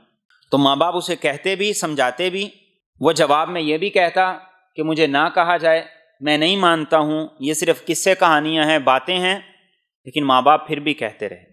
آگے فرمائے اولئک الذین حق علیہم القول، یہی ہیں وہ لوگ جن کے بارے میں سچ ہو گئی بات، فی امم قد خلت من قبلہم من الجن والانس، ان دوسری امتوں میں جو ان سے پہلے جنوں اور انسانوں میں سے گزر چکی، انہم کانوا خاسرین، یقیناً وہ نقصان اٹھانے والے تھے۔ اب یہ ایسے لوگوں کا انجام ہوگا کہ انہیں جہنم میں ڈال دیا جائے گا اور ان کو نقصان ہوگا، دنیا کے اندر بھی کچھ نہ حاصل کر سکے اور آخرت میں بھی انہیں کچھ نہ ملا۔ اور آگے فرمائے وَلِكُلٍّ دَرَجَاتٌ مِّمَّا عَمِلُوا، ہر ایک کے لیے درجات ہوں گے اسی کے مطابق جتنا انہوں نے عمل کی، وَلِيُوَفِّيَهُمْ أَعْمَالَهُمْ وَهُمْ لَا يُظْلَمُونَ، اور تاکہ انہیں ان کے اعمال کا پورا پورا بدلہ دیا جائے اور ان پر ظلم نہیں کیا جائے گا۔ اب ہر انسان کی محنت ہے، کون کتنا خود کو کھپا دیتا ہے، کون کتنی مشقت کرتا ہے، کون کتنا تگ و دو کرتا ہے، کتنی قربانی دیتا ہے، حالات کے اعتبار سے آدمی کا مقام اور مرتبہ بڑھتا چلا جاتا ہے۔ صحابہ کے برابر کوئی کیوں نہیں ہو سکتا؟ اس لیے کہ صحابہ نے جن حالات کے اندر دین کو سینے سے لگایا وہ حالات بڑے مشکل تھے۔ ایک شخص نے کسی صحابی سے کہا تھا کہ کاش ہم بھی اس دور کے اندر ہوتے، تو صحابی نے کہا تھا کہ یہ بات نہ کرو، وہ دور کوئی آسان دور نہیں تھا، پتہ نہیں تم ساتھ رہ پاتے کہ نہ رہ پاتے، پتہ نہیں تم اطاعت کر پاتے کہ نہ کر پاتے، وہ دور بڑا مشکل دور تھا۔ اور آخری جو دور ہوگا، اس امت کا آخری دور، اس کے بارے میں رسول اکرم صلی اللہ علیہ وسلم نے احادیث کے اندر بڑے فضائل بیان کی۔ اس کی وجہ کیا ہے کہ آخری دور میں جو حالات ہوں گے وہ زیادہ سخت ہو جائے، عمل کرنا مشکل ہو جائے۔ ایک حدیث طیبہ میں آپ نے فرمایا الصابر فیہم علی دینہ کالقابض علی الجمر، کہ اس دور کے اندر دین پر عمل کرنا ایسے مشکل ہوگا جیسے ہاتھ میں جلتے ہوئے انگارے رکھنا۔ لیکن اگر مشکل ہوگا تو آپ نے فرمایا کہ ان کا اجر بھی زیادہ ہوگا۔ ایسا نہیں ہے کہ وہ مشکلات تو برداشت کریں اور اجر کم ہو، اجر بھی زیادہ ہوگا۔ تو حالات اگر مشکل ہیں تو مشکل حالات میں عمل کا اجر بھی زیادہ ہے۔ تو اللہ فرمائے وَلِيُوَفِّيَهُمْ أَعْمَالَهُمْ وَهُمْ لَا يُظْلَمُونَ۔ ایک جوان اپنی صحت کے ساتھ جو نماز پڑھتا ہے اس کے مقابلے کے اندر ایک بیمار آدمی بیماری کے باوجود نماز پڑھتا ہے، لکھنے میں تو دونوں کی 5 ہے لیکن اجر میں دونوں کی برابر نہیں۔ بیمار آدمی نے جو نماز پڑھنے کے لیے مشقت کی ہے، اس مشقت کا اجر، اس نماز کا اجر وہ بہت زیادہ بڑھ گیا۔ اسی لیے اللہ کے رسول صلی اللہ علیہ وسلم نے ارشاد فرمایا کہ جو آدمی قرآن پڑھنے کی کوشش کرے اور اس کی زبان پر وہ آتا نہیں، عمر زیادہ ہو گئی ہے، الفاظ ادا نہیں کر پاتا، لیکن وہ محنت کرتا ہے، کوشش کرتا ہے، تو آپ نے فرمایا اس کو دوہرا اجر ملے گا، ڈبل اجر ملے گا، ایک قرآن پڑھنے کا اور دوسرا اس کے لیے پریکٹس کرنے کا، کوشش کرنے کا۔ اور آگے فرمایا وَيَوْمَ يُعْرَضُ الَّذِينَ كَفَرُوا عَلَى النَّارِ، اور جس دن پیش کیا جائے گا ان لوگوں کو جنہوں نے کفر کیا آگ پر، اذهبتم طیباتکم فی حیاتکم الدنیا، کہ تم اپنی لذتیں حاصل کر چکے اپنی دنیا کی زندگی میں، واستمتعتم بہا، اور تم نے اس سے فائدہ اٹھا لی، فالیوم، پس آج کے دن، تجزون عذاب الہون، تمہیں ذلت کا عذاب دیا جائے گا، بما کنتم تستکبرون فی الارض بغیر الحق، اس وجہ سے کہ زمین میں تم ناحق تکبر کیا کرتے تھے، وبما کنتم تفسقون، اور اس وجہ سے کہ تم بد کردار بنا کرتے تھے۔ کافر جب جہنم میں اللہ کے سامنے پیش کیے جائیں گے تو اللہ رب العزت انہیں یہ بات ارشاد فرمائیں گے، وہ کہیں گے کہ ہماری نیکیاں کہاں؟ ہم نے بھی چیریٹی کے بڑے کام کیے، ہم نے بھی ہیلتھ پہ بڑا خرچ کیا، لوگوں کی فلاح و بہبود کے بڑے بڑے منصوبے لگائے، اتنے بڑے بڑے پروجیکٹ لگائے، تو وہ کہاں گئے؟ تو اللہ فرمائیں گے اذهبتم طیباتکم فی حیاتکم الدنیا واستمتعتم بہا، اس کے عوض ہم نے دنیا کی نعمتیں دے کے تمہارا کھاتا صاف کر دیا، دنیا میں مزے مل گئے، دنیا میں تمہیں اس کے عوض اللہ نے بہت کچھ دے دیا تھا، تو آج تمہارے لیے صرف عذاب ہے۔ اور 2 وجہ سے ناحق تکبر کرتے رہے، یعنی سب کچھ رب کا لے کر تم اسی کے سامنے اکڑتے رہے، ساری نعمتیں رب کی استعمال کر کے اسی کی نافرمانی کرتے رہے، اسی کو للکارتے رہے، اسی کے خلاف اعلان بغاوت کرتے رہے۔ وَبِمَا كُنْتُمْ تَفْسُقُونَ، کردار اپنا وہ اپنایا جس سے رب نے منع کیا، کردار بھی غلط اور رب کی بغاوت بھی کی۔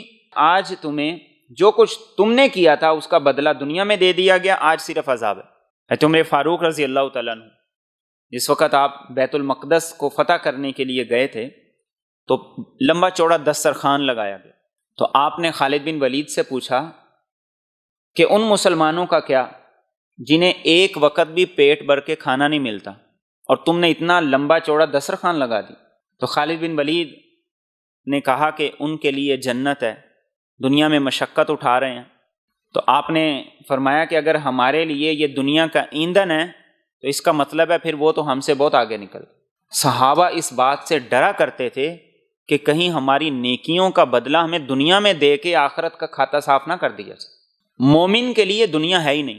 اللہ کے رسول صلی اللہ علیہ وسلم نے حضرت عمر سے یہی کہا تھا، جس وقت انہوں نے آپ کی حالت دیکھی، گھر کا ماحول دیکھا تو آنسو جاری ہو گئے، کہا یا رسول اللہ صلی اللہ علیہ وسلم، وہ کفار، وہ بتوں کو پوجنے والے اتنی عیش عشرت میں، اور آپ اللہ کے نبی ہو کے اس طرح کے حالات میں کہ بستر بھی نہیں ہے۔ تو اللہ کے رسول صلی اللہ علیہ وسلم نے فرمایا تھا کہ ان کے لیے دنیا ہے، ہمارے لیے آخرت ہے۔ مومن تو دنیا کے لیے بنا ہی نہیں ہے، مومن کی نظر آخرت پر ہے، اور آخرت پر نظر رکھ کے وہ دنیا میں محنت کر لے، حلال کما لے، اچھی زندگی گزار جائے، یہ بونس ہے۔ لیکن اگر وہ آخرت کو برباد کر دے، اس کو سامنے نہ رکھے، تو پھر دنیا کی زندگی جو کچھ مرضی کر لے یا کچھ نہ بھی کرے، دونوں اعتبار سے اس کے لیے خسارہ ہے۔ آگے اللہ رب العزت نے قوم عاد کا ذکر کیا۔ چونکہ یہ مشرکین کہتے تھے کہ ہم سردار ہیں، ہم وڈیرے ہیں، ہم بڑے ہیں، سرمایہ دار ہیں، ہماری مجلس محفل بڑی ہوتی ہے، ہمارے سپورٹر زیادہ ہیں، تو ہم نہیں مانتے اس کتاب کو، اس نبی کو۔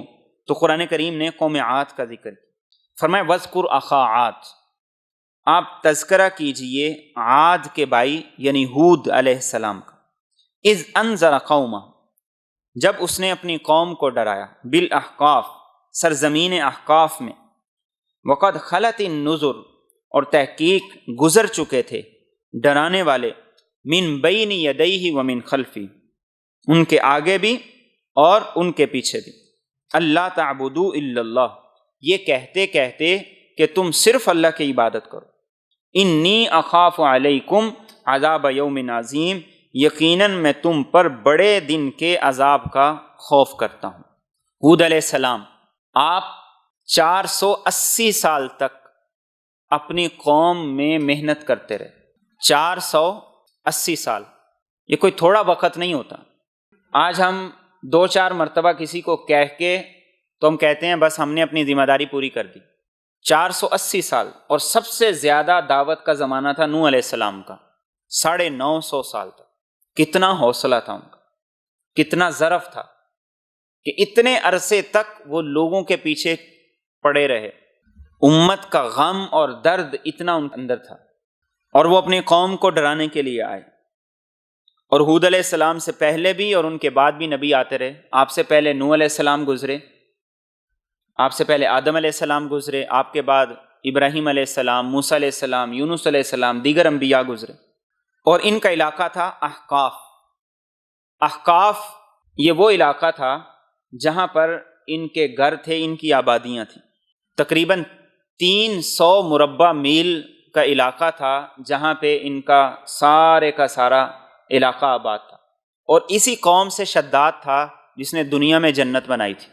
بڑے عالی شان ان کے محل، بڑی ان کے پاس طاقت، شان و شوکت، لیکن ان کے نبی نے آ کر انہیں کہا کہ صرف رب کی عبادت کرو، ایسا نہ ہو کہ تم پر اللہ کا عذاب آ جائے، اس کی پکڑ آ جائے۔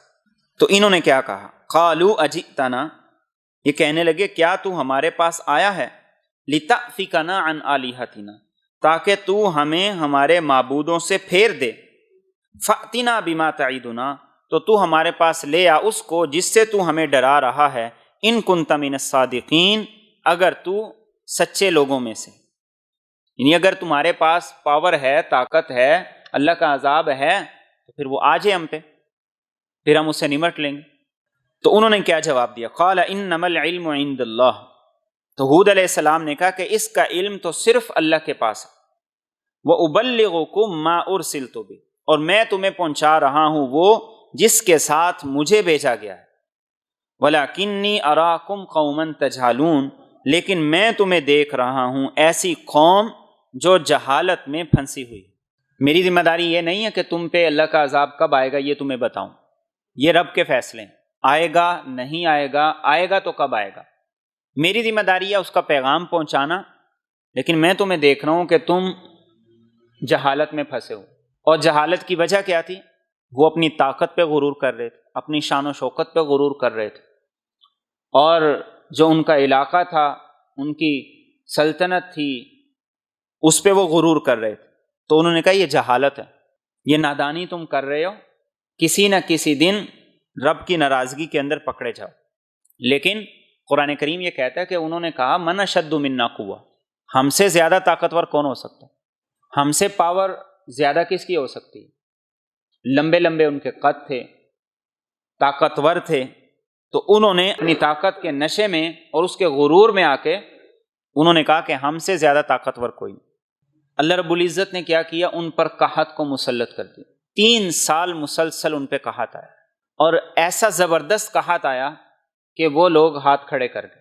تو انہوں نے کہا کہ ایسا کرو، ایک وفد انہوں نے بھیجا مکہ مکرمہ، اس وقت بیت اللہ کی بنیادیں موجود تھیں، عمارت نہیں تھی، لوگ طواف کرتے تھے، تو انہوں نے ایک وفد وہاں بھیجا اور اپنے لوگوں کو کہا کہ اپنے اپنے بتوں سے یہاں بھی مانگو کہ یہ عذاب ٹل جائے۔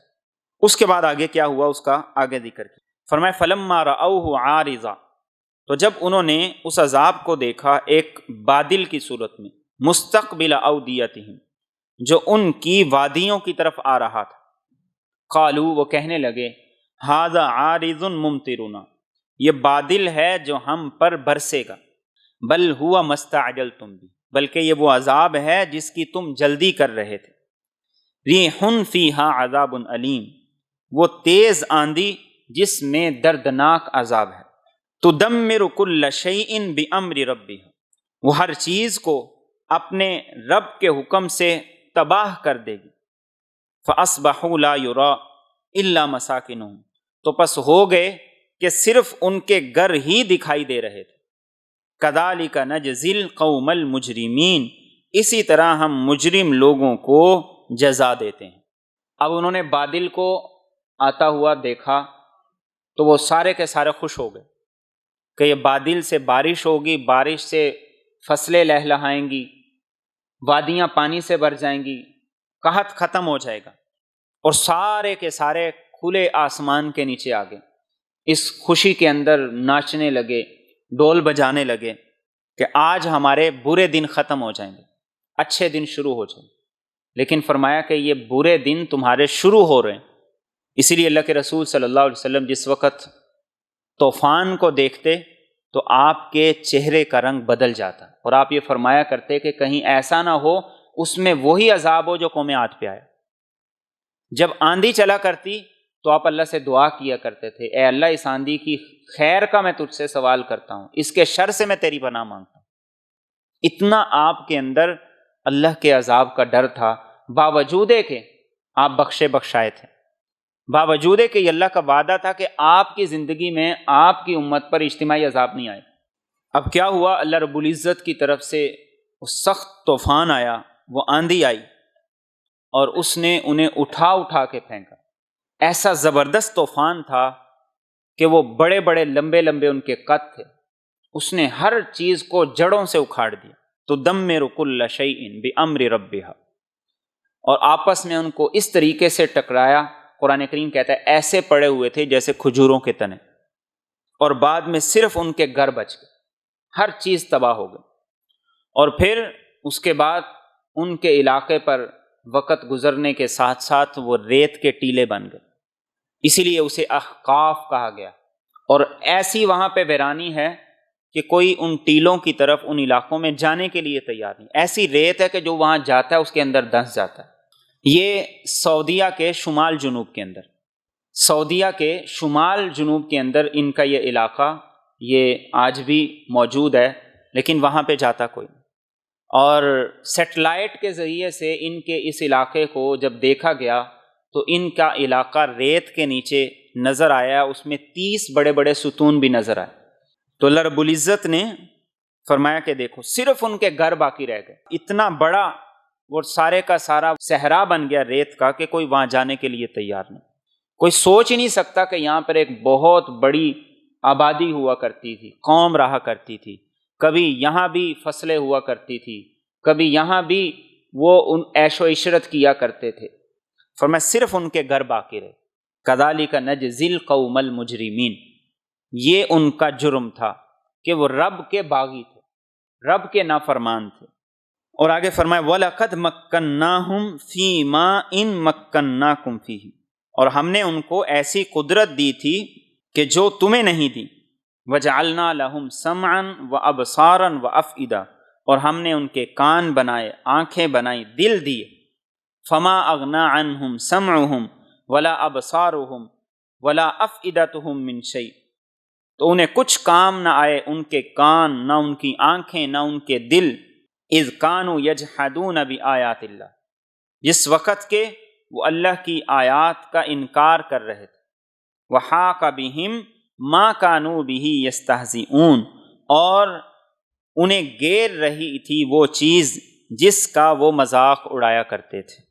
یہ اہل مکہ کو خطاب ہے کہ جتنی شان و شوکت ان کو دی تھی تمہارے پاس تو اس کا 10واں حصہ بھی نہیں، وما بلغوا معشار ما آتیناہم، جو طاقت ان کے پاس تھی تمہارے پاس تو اس کا 10واں حصہ بھی نہیں، اور فرمایا کہ ہم نے ان کو کان بھی دیے، آنکھیں بھی دی، دل بھی دیے، یہ صرف دنیا کی چیزوں کو دیکھنے کے لیے نہیں ہے، دنیا کے تذکرے چرچے سننے کے لیے نہیں ہے، دنیا کے خیال اور سوچیں اس کے اندر رہیں، اس کے علاوہ رب کا خیال سوچنا ہے، فرمایا اس لیے نہیں۔ تو انہوں نے نہ اپنے کانوں کا درست استعمال کیا، نہ اپنی آنکھوں کا، نہ اپنے دل کا۔ سوچ فکر یہی غلط ہو گئی۔ آج کے معاشرے کی تباہی کی وجہ کیا ہے؟ سوچ فکر۔ سوچ فکر کا رخ ہی غلط ہو گیا۔ سوچ فکر صرف دنیا داری تک، دنیا کے فائدے کو، دنیا کے نقصان کو، اس سے آگے کچھ نہیں سوچتے۔ اللہ کے رسول صلی اللہ علیہ وسلم کی ایک دعا کا بہت خوبصورت حصہ ہے، اللہم لا تجعل الدنیا اکبر ہمنا، اے اللہ دنیا کو میرا سب سے بڑا غم نہ بنانا۔ فکر ہونی چاہیے انسان کو، کاروبار کی بھی، جاب کی بھی، دفتر کی بھی، دنیا داری کی بھی، اولاد کی بھی، لیکن سب سے بڑا غم صرف دنیا ہی بن جائے، فرمایا اللہ ایسا نہ کر۔ آخرت کا غم سب سے بڑا غم، اس کی فکر سب سے بڑی فکر ہو۔ تو فرمایا کہ انہیں کچھ کام نہیں آیا اور اللہ کے عذاب کے اندر یہ پکڑے گئے۔ اور آگے مزید فرمایا وَلَقَدْ أَهْلَكْنَا مَا حَوْلَكُمْ مِنَ الْقُرَىٰ، اور البتہ تحقیق ہم نے ہلاک کی جو تمہارے ارد گرد اور بستیاں، وَصَرَّفْنَا الْآيَاتِ، اور ہم نے بار بار اپنی نشانیاں پھیر کر بیان کی، لَعَلَّهُمْ يَرْجِعُونَ، تاکہ وہ رجوع کریں۔ یہ اشارہ ہے قوم شعیب اور قوم صالح کی طرف۔ ان کے کھنڈرات بھی آج سعودیہ کی سرحد پہ موجود ہیں، اور ان کو اللہ رب العزت ان قوموں کا حوالہ اس لیے دے رہے تھے بار بار کہ جب سفر کرتے تھے تو سفر میں ان علاقوں سے گزر کے جایا کرتے تھے۔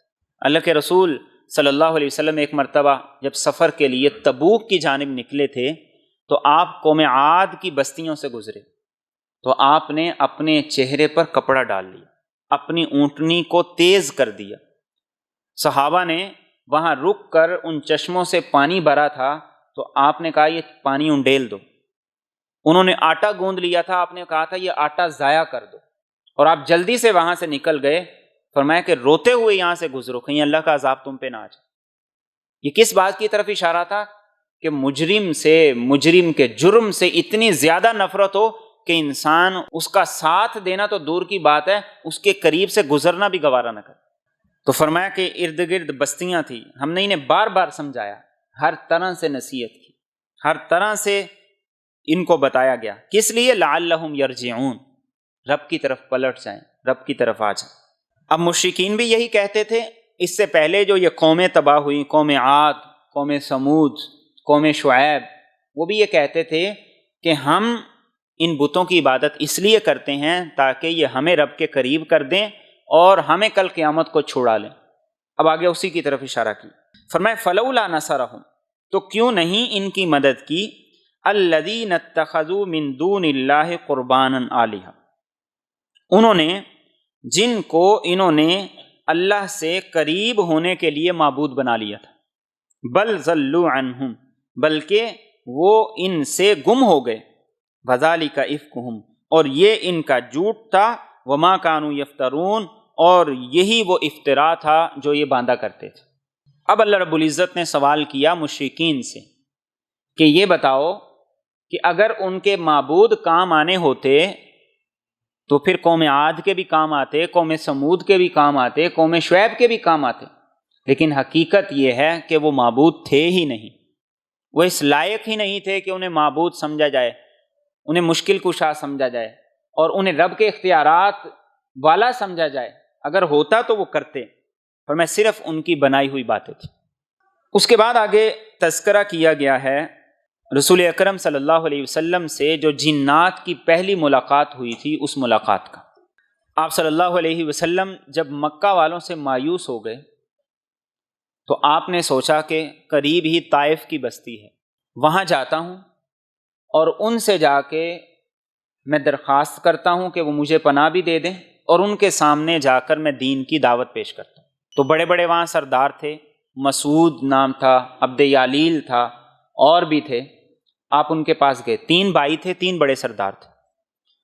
آپ سفر کر کے گئے، آپ کے ساتھ آپ کے منہ بولے بیٹے زید بن حارثہ تھے۔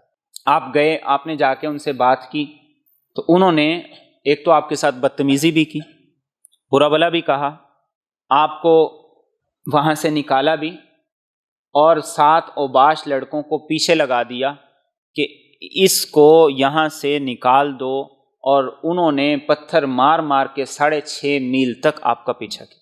اب اللہ کے رسول صلی اللہ علیہ وسلم وہاں سے نکل پڑے، اور وہاں سے جب نکلے ہیں تو آپ راستے میں وادی نخلہ پہ پہنچے۔ وادی نخلہ پہ جب پہنچے ہیں تو یہ عتبہ اور شیبہ، ان کا باغ تھا، انگوروں کا باغ تھا۔ انہوں نے جب آپ کی حالت یہ دیکھی، باوجود کہ بڑے مشرک تھے، مخالفت بڑی کرتے تھے، ان کا دل بھی نرم پڑ گیا۔ انہوں نے اپنے غلام کو کہا یہ انگوروں کا خوشہ ہے، یہ لے جاؤ اور یہ پانی پیش کرو۔ اللہ کے رسول صلی اللہ علیہ وسلم کے سامنے جب وہ پیش کیے گئے تو آپ نے بسم اللہ پڑھ کے اسے کھایا۔ تو وہ غلام کہتا ہے کہ یہ کس کا آپ نے نام لیا؟ تو آپ نے کہا کہ میں نے اس رب کا نام لیا جس نے یہ ساری نعمتیں بنائی ہیں، جس نے یہ سب کچھ اس دنیا کے اندر رکھا ہے۔ تو وہ کہنے لگا کہ آپ کے پاس کون سی کتاب ہے؟ آپ نے اسے بتایا قرآن کریم ہے۔ تو وہ بنیادی طور پر حضرت یونس علیہ السلام کے علاقے کا تھا۔ تو آپ نے پوچھا تم کہاں کے ہو؟ اس نے بتایا کہ میں اس علاقے کا ہوں۔ تو آپ نے کہا کہ یونس کو جانتے ہو؟ تو وہ کہنے لگا وہ تو سچے نبی تھے۔ تو آپ نے کہا وہ میرے بھائی تھے، جو میں کہتا ہوں وہی وہ کہتے تھے، جو میری دعوت ہے وہی وہ کہتے تھے۔ تو وہ آپ پہ ایمان لے آئے۔ اب آپ نے یہ رات یہاں پہ گزاری وادی نخلہ میں، اور اس رات آپ نے جب صبح فجر کی نماز پڑھائی، تو فجر کی نماز جب آپ نے پڑھائی تو آپ کی عادت مبارکہ تھی کہ فجر کی نماز میں آپ 60 سے لے کے 100 آیات تلاوت کیا کرتے۔ اب آپ نے فجر کی جب نماز پڑھائی تو وہاں سے جنات کا گزر ہوا، اور جنات کا گزر اس لیے ہوا کہ رسول اکرم صلی اللہ علیہ وسلم کی بعثت کے بعد جنات جب آسمان پہ جایا کرتے تھے تو انہیں شہاب ثاقب مارے جاتے تھے۔ اس سے پہلے وہ آسمان پہ اگر جاتے تھے تو کوئی نہ کوئی بات فرشتوں کی سن کے وہ کاہنوں کو آ کے بتاتے تھے، وہ پیسے لے کے لوگوں کو بتاتے تھے، پیشین گوئیاں کیا کرتے تھے۔ لیکن آپ کی بعثت کے بعد ان کا آسمان پہ جانا بند ہو گیا۔ تو جنات نے ایک میٹنگ کی عراق کے اندر، سب کو اکٹھا کیا اور کہا کہ کیا وجہ ہے کہ ہم آسمان پہ جب جاتے ہیں تو یہاں سیکیورٹی سخت ہو گئی ہے، ہمارے لوگ مارے جا رہے ہیں، وجہ تلاش کی جائے۔ تو انہوں نے مختلف جماعتیں بنا کر ہر علاقے کی طرف جنات کو بھیجا۔ تو اللہ کے رسول صلی اللہ علیہ وسلم اس رات یہاں ٹھہرے تھے، آپ فجر کی نماز میں یا عشاء کی نماز میں قرآن کی تلاوت کر رہے تھے کہ جنات کی جماعت گزری، انہوں نے آپ سے قرآن کی آیات سنی اور وہ مسلمان ہو کر اپنی قوم کے پاس واپس گئے۔ اور اللہ کے رسول صلی اللہ علیہ وسلم کو وہاں پر ایک درخت تھا، اس نے آپ کو بتایا کہ جنات آپ سے قرآن کی آیات سن کے گئے ہیں اور وہ مسلمان ہو کے گئے۔ اور اللہ کے رسول صلی اللہ علیہ وسلم نے یہاں پر پھر جو وقت گزارا، یہ رات یہاں پہ گزاری، اور یہاں پہ جو دعا کی، بڑی خوبصورت دعا، اللہم الیک اشکو ضعف قوتی وقلت حیلتی وہوانی علی الناس، اللہ میں اپنی کمزوری کی تجھ سے شکایت کرتا ہوں، میری تدبیریں بڑی کمزور ہیں، تجھ سے شکایت کرتا ہوں، لوگوں کی نگاہ میں میری کوئی اہمیت نہیں، تجھ سے شکایت کرتا ہوں۔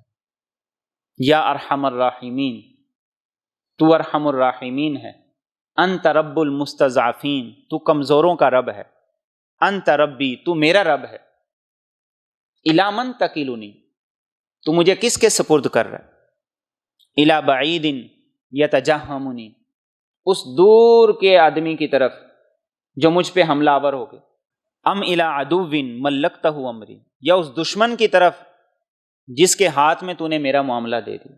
اور اگلا جملہ کان کھول کے سننے کا ہے، ان لم یکن بک علی غضب فلا ابالی، اے اللہ اگر تو ناراض نہیں ہے نا تو پھر یہ سارا کچھ قبول ہے، تو ناراض نہیں ہے نا تو یہ سب کچھ قبول ہے۔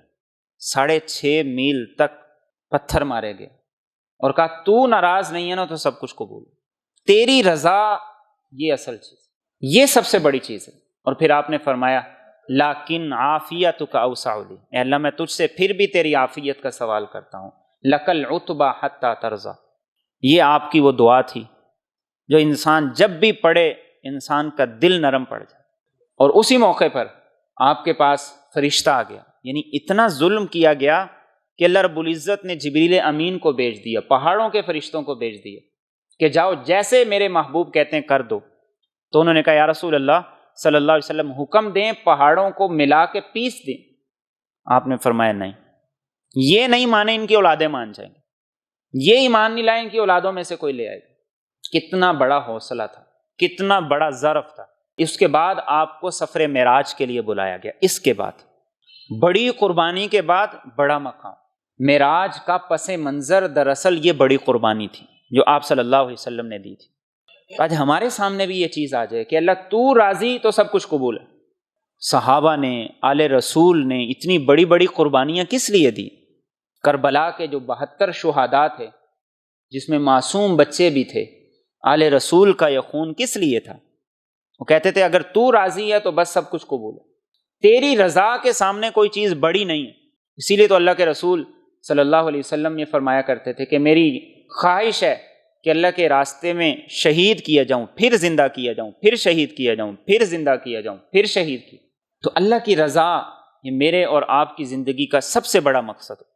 انسان آج بچوں کو راضی کرنے کی فکر میں کیا پاپڑ نہیں بیل دیتا، بیوی کو راضی کرنے کے لیے کیا نہیں کر دیتا، خاندان کو راضی کرنے کے لیے کیا نہیں کر دیتا، اتنا بوجھ ساری چیزیں اپنے اوپر برداشت کر جاتا ہے، لیکن وہ پھر نہیں راضی ہوتے، نہ خاندان راضی ہوتا، نہ بچے راضی ہوتے، نہ بیوی راضی ہوتی، نہ معاشرہ راضی ہوتا، کوئی بھی انسان سے راضی نہیں رہتا۔ تو وہ تو راضی ہونے کے لیے تیار ہے، اس کو راضی کرنا کوئی مشکل نہیں ہے۔ وہ تو آخری لمحے بھی انسان کی زبان سے نکل جائے تو وہ کہتا ہے ٹھیک ہے، قبول ہے، منظور ہے۔ غلطی سے اس آدمی کی زبان سے جو 70 سال سے بت کے آگے بیٹھ کے یا سنم کہہ رہا تھا، اے بت کہہ رہا تھا، نیند آئی، اونگ آئی یا سمد نکل گیا تو اللہ نے 70 مرتبہ لبیک کہا اس کو۔ فرشتوں نے کہا کہ وہ تو غلطی سے نکلا ہے، تو اللہ نے فرمایا میں اس کا رب ہوں، چاہے غلطی سے نکلا ہے، میں نے اس کو یا سمد اس نے جب کہا تو میں نے اس کو لبیک کہا۔ تو اللہ کے رسول صلی اللہ علیہ وسلم کے پاس اس وقت یہ پہلی مرتبہ جنات آئے، پھر اس کے بعد مکی زندگی میں کئی بار آئے۔ ایک مرتبہ ہے عمر بن خطاب رضی اللہ تعالیٰ عنہ، آپ خطبہ دے رہے تھے، تو خطبہ دیتے ہوئے آپ نے کہا کہ اسود کدھر ہے، اسود بن قارب، تو کوئی آدمی نہیں آیا۔ پھر جب اگلا سال آیا پھر آپ نے یہی کہا تو ایک آدمی کھڑا ہوا، تو آپ نے کہا کہ بتاؤ کیسے مسلمان ہوئے؟ تو وہ کہتا کہ میں ہندوستان میں رہا کرتا تھا، ایک جن میرا تابع تھا، تو میں ایک دن رات کو سویا، وہ میرے خواب میں آیا اور اس نے کہا کہ تم یہاں سوئے پڑے ہو اور وہاں پہ ایک ایسے نبی آ گئے ہیں کہ جو اللہ کی دعوت دیتے ہیں اور اس کی طرف بلا رہے ہیں۔ کہتے اس نے 3 دن مجھے خواب میں یہ کہا، تو اس نے وہاں سے سفر کیا اور رسول اکرم صلی اللہ علیہ وسلم کے پاس پہنچ کر آپ پہ ایمان لایا، اور پھر اس نے کہا کہ مجھے اجازت دیجئے میں آپ کی شان میں کچھ اشعار کہنا چاہتا ہوں۔ پھر اس نے آپ کی شان میں کچھ اشعار کہے، اللہ کے رسول صلی اللہ علیہ وسلم نے انہیں سنا تو آپ مسکرا دی، اور پھر جب وہ اسلام قبول کرنے کے لیے آپ کے پاس آیا تو آپ نے اسے دیکھ کر اس کا نام لیا، اور نام لے کر آپ نے کہا کہ مجھے پتا ہے کہ تم کس طرح یہاں آئے ہو اور کیوں یہاں پر آئے ہو، اور پھر آپ نے کہا کہ اپنا واقعہ سناؤ کہ کیا چیز ایسی تھی جس نے تمہیں ایمان لانے کی طرف راغب کی۔ تو قرآن کریم نے یہاں پر اس کا تذکرہ کیا کہ جب آپ فجر کی نماز میں قرآن کریم کی تلاوت کر رہے تھے، کب؟ جب اس سے ایک رات پہلے آپ کو شدید لہو لہان کر دیا۔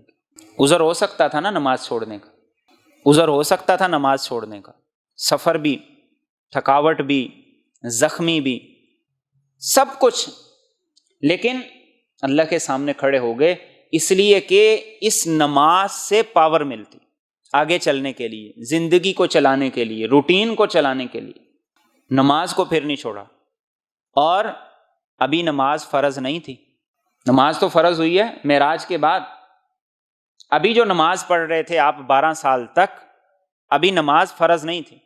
اور اسی طائف کے سفر کے بعد اگلے سال آپ کے چچا ابو طالب وہ بھی فوت ہو گئے، اور آپ کی زوجہ مطہرہ حضرت خدیجہ رضی اللہ تعالیٰ عنہ وہ بھی فوت ہو گئے۔ اب حالات آپ سوچئے کہ وہ کیا حالات بن گئے، نہ مکہ والے رہنے دے رہے ہیں، طائف والوں نے جو سلوک کیا، اور پھر اس کے بعد چچا تھے جو دفاع کرتے تھے وہ بھی چلے گئے، بیوی غم خار تھی وہ بھی چلی گئی، اس سال کو آپ نے عام الحزن قرار دیا، غم کا سال قرار دیا۔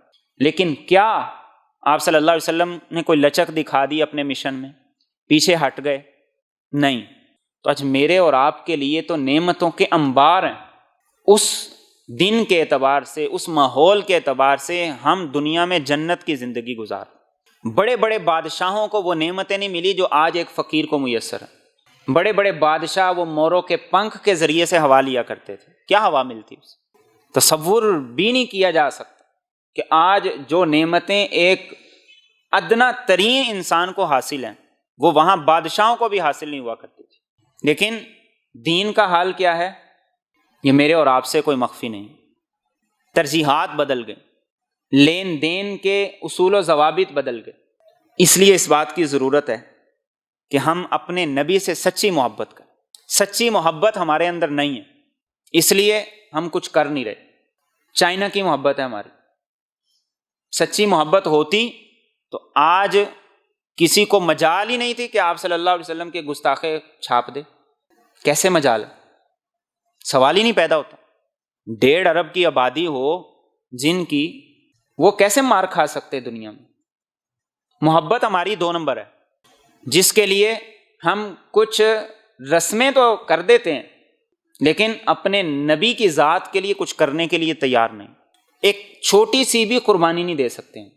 اس لیے اس بات کی ضرورت ہے اپنے نبی کے تذکرے کریں، اپنے نبی کی باتیں کریں، اتنا کریں کہ ہمارے کانوں کو اس کے علاوہ کوئی بات اچھی لگے ہی نہ۔ تذکرے چھوڑ دیے ہم نے، ہماری اولادوں کو اپنے نبی کے نام ہی بھول گئے، کہ تذکرے ہی بھول گئے۔ اس لیے اس بات کی ضرورت ہے کہ ہم اپنے نبی سے سچا پیار کریں۔ اور سچا پیار کیسے آئے گا؟ بار بار تذکرے کرنے سے، بار بار تذکرے سننے سے، اس کے بغیر نہیں آئے گا۔ دنیا کی وقت ہمارے اندر آئی ہے دنیا کے تذکرے کرنے سے، سننے سے، دیکھنے سے۔ نبی کی محبت پیدا کرنی ہے تو نبی کے تذکرے کریں، نبی کے تذکرے سنیں، اپنی اولادوں کے سامنے کریں، اپنی اولادوں کو سنائیں، تو اولاد کے اندر بھی پیدا ہوگی، ہمارے اندر بھی پیدا ہوگی۔ فرمایا وَإِذْ صَرَفْنَا إِلَيْكَ، اور جس وقت ہم پھیر کر لائے آپ کی طرف، نفراً من الجن، جنوں کی ایک جماعت، یستمعون القرآن، کہ وہ غور سے سن رہے تھے قرآن کو، فلما حضروہ، پس جب وہ اس کے پاس آئے، قالوا انصتوا، تو وہ کہنے لگے خاموش رہو، فلما قضی، اور جب قرات مکمل ہو گئی، ولوا الی قومہم منذرین، تو وہ اپنی قوم کی طرف نصیحت کرتے ہوئے واپس ہوئے۔ رسول اکرم صلی اللہ علیہ وسلم جس وقت سفر طائف سے واپس آ رہے تھے تو آپ فجر کی نماز میں قرآن کی جو آیات تلاوت کر رہے تھے تو جنات کی ایک جماعت نے سنا، اور اللہ رب العزت نے آپ صلی اللہ علیہ وسلم کو بتا دیا کہ وہ آپ سے قرآن سن کے گئے ہیں۔ اور یہ جنات کی پہلی جماعت تھی جو رسول اکرم صلی اللہ علیہ وسلم کے پاس آ کر قرآن سنا، اور انہوں نے اس کے بعد اسلام قبول کیا۔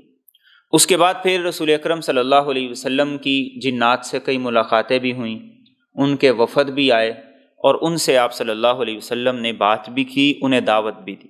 ایک واقعہ جس کا عبداللہ بن مسعود رضی اللہ تعالیٰ عنہ تذکرہ کرتے ہیں کہ آپ صلی اللہ علیہ وسلم کے ساتھ میں ایک دفعہ گیا تو آپ نے مجھے کہا کہ یہاں پر رک جاؤ، اور ایک نشان لگا دیا، فرمایا اس سے آگے نہ آنا، اور خود آپ آگے چلے گئے تو میں نے دیکھا کہ کچھ مختلف شکلوں کے لوگ ہیں جنہیں آپ صلی اللہ علیہ وسلم دعوت دے رہے ہیں، جن سے بات چیت کر رہے ہیں، اور بعد میں آپ نے بتایا کہ یہ جنات کا ایک وفد تھا جو مجھ سے ملاقات کے لیے آیا تھا، اور ان کو میں نے دعوت دی۔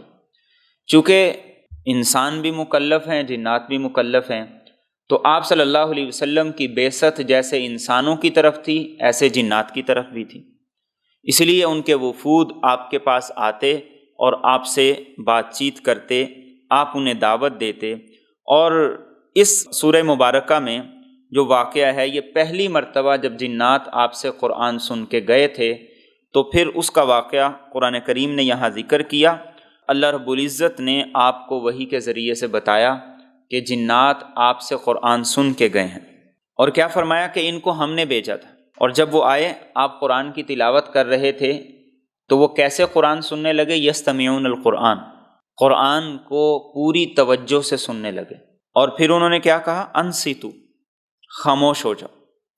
قرآن کریم کے یہ دونوں ادب ہیں جب اس کی تلاوت کی جائے، غور سے سنا جائے، اور اس کے ساتھ ساتھ یہ ہے خاموش بھی رہے۔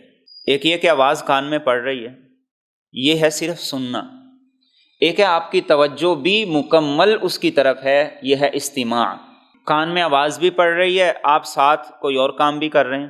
استماع کا مطلب یہ ہے توجہ کے ساتھ سننا، اور اس کے ساتھ پھر خاموشی اختیار کرنا کہ آپ کا دل کسی اور بات کی طرف متوجہ نہ ہو۔ یہ قرآن کا ادب ہے۔ اور جنات، ان کو کسی نے سکھایا تو نہیں تھا کہ قرآن کا ادب یہ ہے، قرآن کی تاثیر ہی یہ ہے کہ وہ انسان کو خود بخود بادب بنا دیتی۔ جب آپ کی تلاوت مکمل ہوئی، وَلَّوْا إِلَىٰ قَوْمِهِمْ مُنذِرِينَ، صرف چند آیات انہوں نے سنی اور مسلمان ہو کر اپنی قوم کے پاس گئے اور انہیں جا کر بتایا کہ یہ دین حق ہے، یہ دین سچ ہے، یہ کلام سچ ہے جو ہم سن کے آئے ہیں۔ آج بطور مسلمان ہم غور و فکر کریں کہ زندگی میں قرآن ہمارے دلوں پہ کتنا اثر کرتا ہے۔ قرآن کی آیات، اس کا مفہوم، اس کا مطلب۔ قرآن کی تاثیر تو یہ کہ جنات نے ایک مرتبہ سنا، فوراً ان کی زندگی بھی بدل گئی، سوچ بھی بدل گئی، اور صرف یہ نہیں کہ وہ خود بدل گئے بلکہ دوسروں کے لیے رہنما بن گئے۔ وَلَّوْا إِلَىٰ قَوْمِهِمْ مُنذِرِينَ، قالوا، انہوں نے کہا، یا قومنا، اے ہماری قوم، اِنَّا سَمِعْنَا کتابا، یقیناً ہم نے سنی ہے ایک ایسی کتاب، انزل من بعد موسیٰ، جو نازل کی گئی ہے موسیٰ کے بعد، مصدقاً لما بین یدیہ، یہ تصدیق کرتی ہے ان کتابوں کی جو اس سے پہلے تھی، یہدی الی الحق، یہ حق کی طرف رہنمائی کرتی ہے، وَإِلَىٰ طَرِیقٍ مستقیم، اور سیدھے راستے کی طرف راہ دکھاتی ہے۔ اب یہ اپنی قوم کو جا کے بتا رہے ہیں، اور اس آیت سے پتہ چلتا ہے کہ یہ جنات پہلے عیسائی تھے، اسی لیے انہوں نے یہ ذکر کیا کہ موسیٰ علیہ السلام کے بعد یہ ویسی ہی کتاب ہے جیسے موسیٰ علیہ السلام پہ آئی تھی۔ اور قرآن کی ایک خوبی کیا بتائی؟ مصدقاً لما بین یدیہ، قرآن پہلی کتابوں کی تصدیق کرتا ہے، تورات کی، زبور کی، انجیل کی، ان کے احکامات کی۔ اور دوسرا کیا؟ یہدی الی الحق، قرآن حق راہ بتاتا ہے، الی طریق مستقیم، یہ تیسری چیز انہوں نے کہی کہ صراط مستقیم اس کتاب سے پتہ چلتا۔ انہوں نے نہ پورا قرآن سنا، نہ ہی وہ سن سکے، نہ وہ موقع تھا۔ قرآن کی چند آیات سن کر انہوں نے اس قرآن کریم پر ایسا زبردست اور جامع قسم کا تبصرہ کیا، قرآن کو وہ سمجھ گئے کہ قرآن یہ ایسی کتاب ہے۔ اور مزید انہوں نے کہا، یا قومنا، اے ہماری قوم، اجیبوا داعی اللہ، تم اللہ کی طرف بلانے والے کی بات کو قبول کرو، وآمنوا بہ، اور اس پر ایمان لے آؤ، یغفر لکم من ذنوبکم، تو وہ تمہارے گناہوں کو بخش دے گا، ویجرکم من عذاب علیم، اور تمہیں دردناک عذاب سے پناہ دے دے گا۔ اس میں آپ صلی اللہ علیہ وسلم کی ایک خوبی، ایک وصف یہ بتایا گیا کہ انہوں نے کہا کہ یہ اللہ کی طرف دعوت دینے والے ہیں، یہ داعی اللہ ہیں، ان کی بات کو قبول کرو، ان پر ایمان لاؤ۔ کیا ہوگا؟ اللہ گناہوں کو بخش دے گا، جہنم کے عذاب سے بچا دے گا۔ گناہوں سے انسان چھٹکارا نہیں حاصل کر سکتا، ہو جاتے ہیں انسان سے، لیکن فرمایا کہ جو قرآن کے مطابق اپنی زندگی گزارنے لگے گا، اس کو اپنی زندگی کا اوڑھنا بچھونا بنائے گا، اللہ خود بخود اس کے گناہوں کو معاف کرنا شروع کر دے گا، اور دردناک عذاب سے اللہ اسے پناہ دے گا۔ اور آگے فرمایا، وَمَن لَا يُجِبْ دَاعِيَ اللَّهِ، اور جو اللہ کی طرف بلانے والے کی بات کو قبول نہیں کرے گا، فَلَيْسَ بِمُعْجِزٍ فِي الْأَرْضِ، تو وہ زمین میں خدا کو بے بس نہیں کر سکتا، وَلَيْسَ لَهُ مِن دُونِهِ أَوْلِيَاء، اور اس کا خدا کے سوا کوئی حمایتی بھی نہیں ہوگا۔ أُولَٰئِكَ فِي ضَلَالٍ مُّبِينٍ، یہ وہ لوگ ہیں جو کھلی گمراہی کے اندر مبتلا ہیں، یعنی جو اللہ کے قانون کو توڑ دے تو پھر وہ بچ کے کہیں بھاگ نہیں سکتا ہے، اس کو چھپنے کی جگہ کوئی نہیں ملے گی، اور نہ ہی اس کا کوئی حمایتی ہوگا، کوئی مددگار ہوگا۔ دنیا میں بھی ایسا ہی، آخرت میں بھی ایسا ہی۔ اور فرمایا کہ ایسے لوگ کھلی گمراہی کے اندر ہیں کہ جنہوں نے اتنی بڑی طاقت کو للکارا اور وہ رب کے باغی بن گئے، اس کی بغاوت پر اترے۔ اب آگے سورت کا اختتام ہے تو فرمایا اولم یرو، کیا انہوں نے دیکھا نہیں، ان اللہ الذی خلق السماوات والارض، کہ وہ اللہ جس نے آسمانوں کو پیدا کیا اور زمین کو پیدا کیا، ولم یعی بخلقہن، اور وہ انہیں پیدا کر کے تھکا نہیں، بقادر، پوری قدرت رکھتا ہے، علی ان یحیی الموتى، اس بات پر کہ مردوں کو زندہ کر دے، بلا، کیوں نہیں، انہ علی کل شیء قدیر، یقیناً وہ ہر چیز پر پوری طرح قدرت رکھتا ہے۔ یہ مشرکین جو کہا کرتے تھے کہ یہ کیسے ممکن ہے، انسان فنا ہو گیا، مٹی میں مل گیا، اس کے ذرات ہواؤں کے اندر بکھر گئے، اس کا وجود ہی ختم ہو گیا، تو فرمایا جس نے آسمانوں اور زمینوں کو بنایا ہے وہ ان کو بنا کے تھک نہیں گیا ہے، وہ ان کو بنا کے بے بس نہیں ہو گیا ہے۔ فرمایا وہ اس بات پہ پوری قدرت رکھتا ہے کہ وہ مردوں کو زندہ کرتے۔ اور صرف آسمان زمین کا ذکر اللہ رب العزت اس لیے فرماتے ہیں کہ یہ انسان کو نظر آتے ہیں، ورنہ آج کائنات کی وسعتوں کو جتنا انسان نے دیکھ لیا ہے، تو جس رب نے اتنی بڑی کائنات بنائی ہے اس کے لیے ان انسانوں کو دوبارہ پیدا کرنا کون سا مشکل ہے۔ فرمایا ہر چیز پر پوری طرح قدرت رکھتا ہے۔ اور آگے فرمایا وَيَوْمَ يُعْرَضُ الَّذِينَ كَفَرُوا عَلَى النَّارِ، اور جس دن ان لوگوں کو جنہوں نے انکار کیا آگ کے سامنے پیش کیا جائے گا، أَلَيْسَ هَذَا بِالْحَقِّ، اور پوچھا جائے گا کیا یہ حق نہیں ہے، قالوا، وہ کہیں گے بلا وربنا، ہمارے رب کی قسم کیوں نہیں، قال، تو اللہ فرمائیں گے فذوقوا العذاب، تم عذاب کو چکھو، بما کنتم تکفرون، اس وجہ سے کہ تم کفر کیا کرتے تھے، دنیا میں رد کرتے رہے، انکار کرتے رہے، مذاق اڑاتے رہے، تو فرمایا جب سامنے ہوگا تو پوچھا جائے گا کہ اب بتاؤ یہ صحیح ہے یا غلط ہے جو ہم کہتے تھے، تو وہ کہیں گے صحیح ہے۔ اور قرآن کریم میں کئی جگہ پر آتا ہے کہ وہ کہیں گے کہ ہم اعتراف کرتے ہیں، اعترفنا بذنوبنا فہل الی خروج من سبیل، ایک چانس اور مل جائے، تو اللہ فرمائیں گے فذوقوا العذاب، اب اس عذاب کا مزہ چکھو، اب یہ تمہاری سزا ہے، اس سزا کے اندر رہو۔ آخر میں فرمایا فاصبر کما صبر اولو العزم من الرسل، تو آپ صبر کیجئے جیسا کہ صبر کیا عالی ہمت پیغمبروں نے، ولا تستعجل لہم، اور آپ ان کے لیے جلد بازی نہ کیجیے، کأنہم یوم یرون ما یوعدون، گویا کہ وہ دن جس دن یہ دیکھیں گے وہ چیز جس کا ان سے وعدہ کیا گیا ہے، لم یلبسوا، یہ نہیں ٹھہرے، الا ساعۃ من نہار، مگر دن کی ایک گھڑی ہی، بلاغ، یہ قرآن پیغام ہے، فہل یہلک الا القوم الفاسقون، تو صرف وہی لوگ ہلاک کیے جائیں گے جو بدکار ہوں گے۔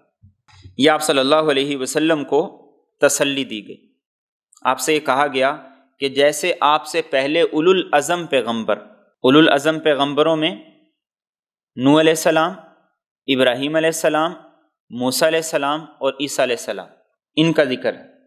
فرمایا ان پیغمبروں نے جس انداز سے صبر کیا، استقامت اختیار کی، آپ بھی استقامت اختیار کیجیے، صبر کیجیے، ولا تستعجل لہم، جلدی نہ کیجیے۔ عذاب کب آئے گا، پکڑ ان پر کب آئے گی، اور ہماری محنت کے اثرات کیا ہوں گے، فرمایا اس کے لیے جلدی نہ کیجیے۔ اور جس دن قیامت میں یہ رب کے سامنے پیش ہوں گے، ان کو یہ ساری زندگی جو یہ دنیا میں گزار کے آئے ایسے لگے گی جیسے دنیا میں دن کی ایک گھڑی، ایک حصہ، چند لمحات رہ کر آئے، سب کچھ بھول جائے گا۔ اور کیسے نہ بھولے، جہاں قیامت کا پہلا دن 50,000 سال کا ہوگا تو وہاں دنیا کی 100 سال کی زندگی 2.25 منٹ کی بنتی، اور جس کی عمر 60 سال ہو، جس میں سے 15-20 سال تو ابتدا کے وہ انسان کے لاشعوری کے اندر گزر گئے، 60 سال میں سے اگر 8 گھنٹے کی اوسط ہو تو 20 سال اس نے سو کے گزار دیے، 40 سال کے بعد انسان کی توانائیاں وہ ماند پڑنے لگ گئیں، تو اس آدمی کی عمر پیچھے کیا بچی؟ اس نے کیا زندگی میں عیش کی؟ اور حدیث طیبہ میں آتا ہے کہ اللہ رب العزت قیامت کے دن اس آدمی کو بلائیں گے جس نے دنیا میں سب سے زیادہ عیش کی ہوگی، زندگی میں کبھی کوئی ایسا کام نہیں دیکھا جو اس کی مرضی کے خلاف ہو، کبھی کوئی پریشانی نہیں دیکھی، اس نے دل بھر کے اس سے بغاوت کی۔ اللہ فرشتوں سے کہیں گے کہ اس کو جہنم کے پاس سے ایک چکر لگوانا ہے، اندر نہیں لے کے جانا۔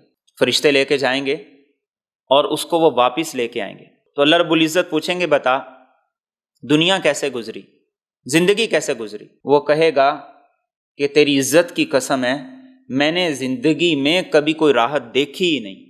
پھر ایک دوسرے آدمی کو لایا جائے گا جس نے انسانیت میں سے سب سے زیادہ مشکل حالات دیکھے ہوں، مصیبتیں، پریشانیاں، بیماریاں، اور زندگی میں کبھی اس کی خواہش نہیں پوری ہوئی، لیکن فرما بردار ہوگا۔ اللہ فرشتوں سے کہیں گے کہ جاؤ اس کو جنت کے پاس سے ایک چکر لگوا کے لاؤ۔ تو فرشتے جب اس کو لگوا کے لائیں گے چکر، تو اللہ پوچھیں گے بتا دنیا کی زندگی کیسے گزری؟ تو وہ کہے گا کہ تیری عزت کی قسم ہے میں نے دنیا میں کبھی کوئی پریشانی اور تکلیف دیکھی ہی نہیں۔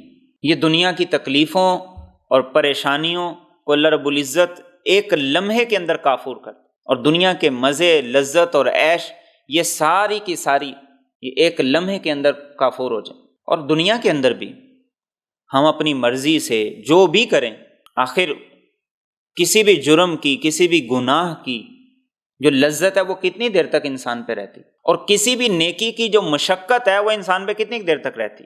گناہ کی لذت بھی ختم ہو جاتی ہے، نیکی کی مشقت بھی ختم ہو جاتی، لیکن گناہ ہمیشہ کے لیے اس کے نامہ اعمال کے اندر وبال بن کے ٹھہر گیا، اور نیکی ہمیشہ کے لیے اس کی راحت کا سامان بن کے اس کے نامہ اعمال کے اندر اس کے ریکارڈ کا حصہ بن گیا۔ تو قیامت کے دن فرمایا یہ ان کو ایسا ہی لگے گا جیسے دنیا میں چند لمحے رہ کر آئے۔ اور آخر میں کیا فرمایا؟ جو بھی نافرمان ہوگا، فاسق ہوگا، وہ تباہ و برباد ہوگا، ہلاکت اور تباہی اس کا مقدر ہوگا۔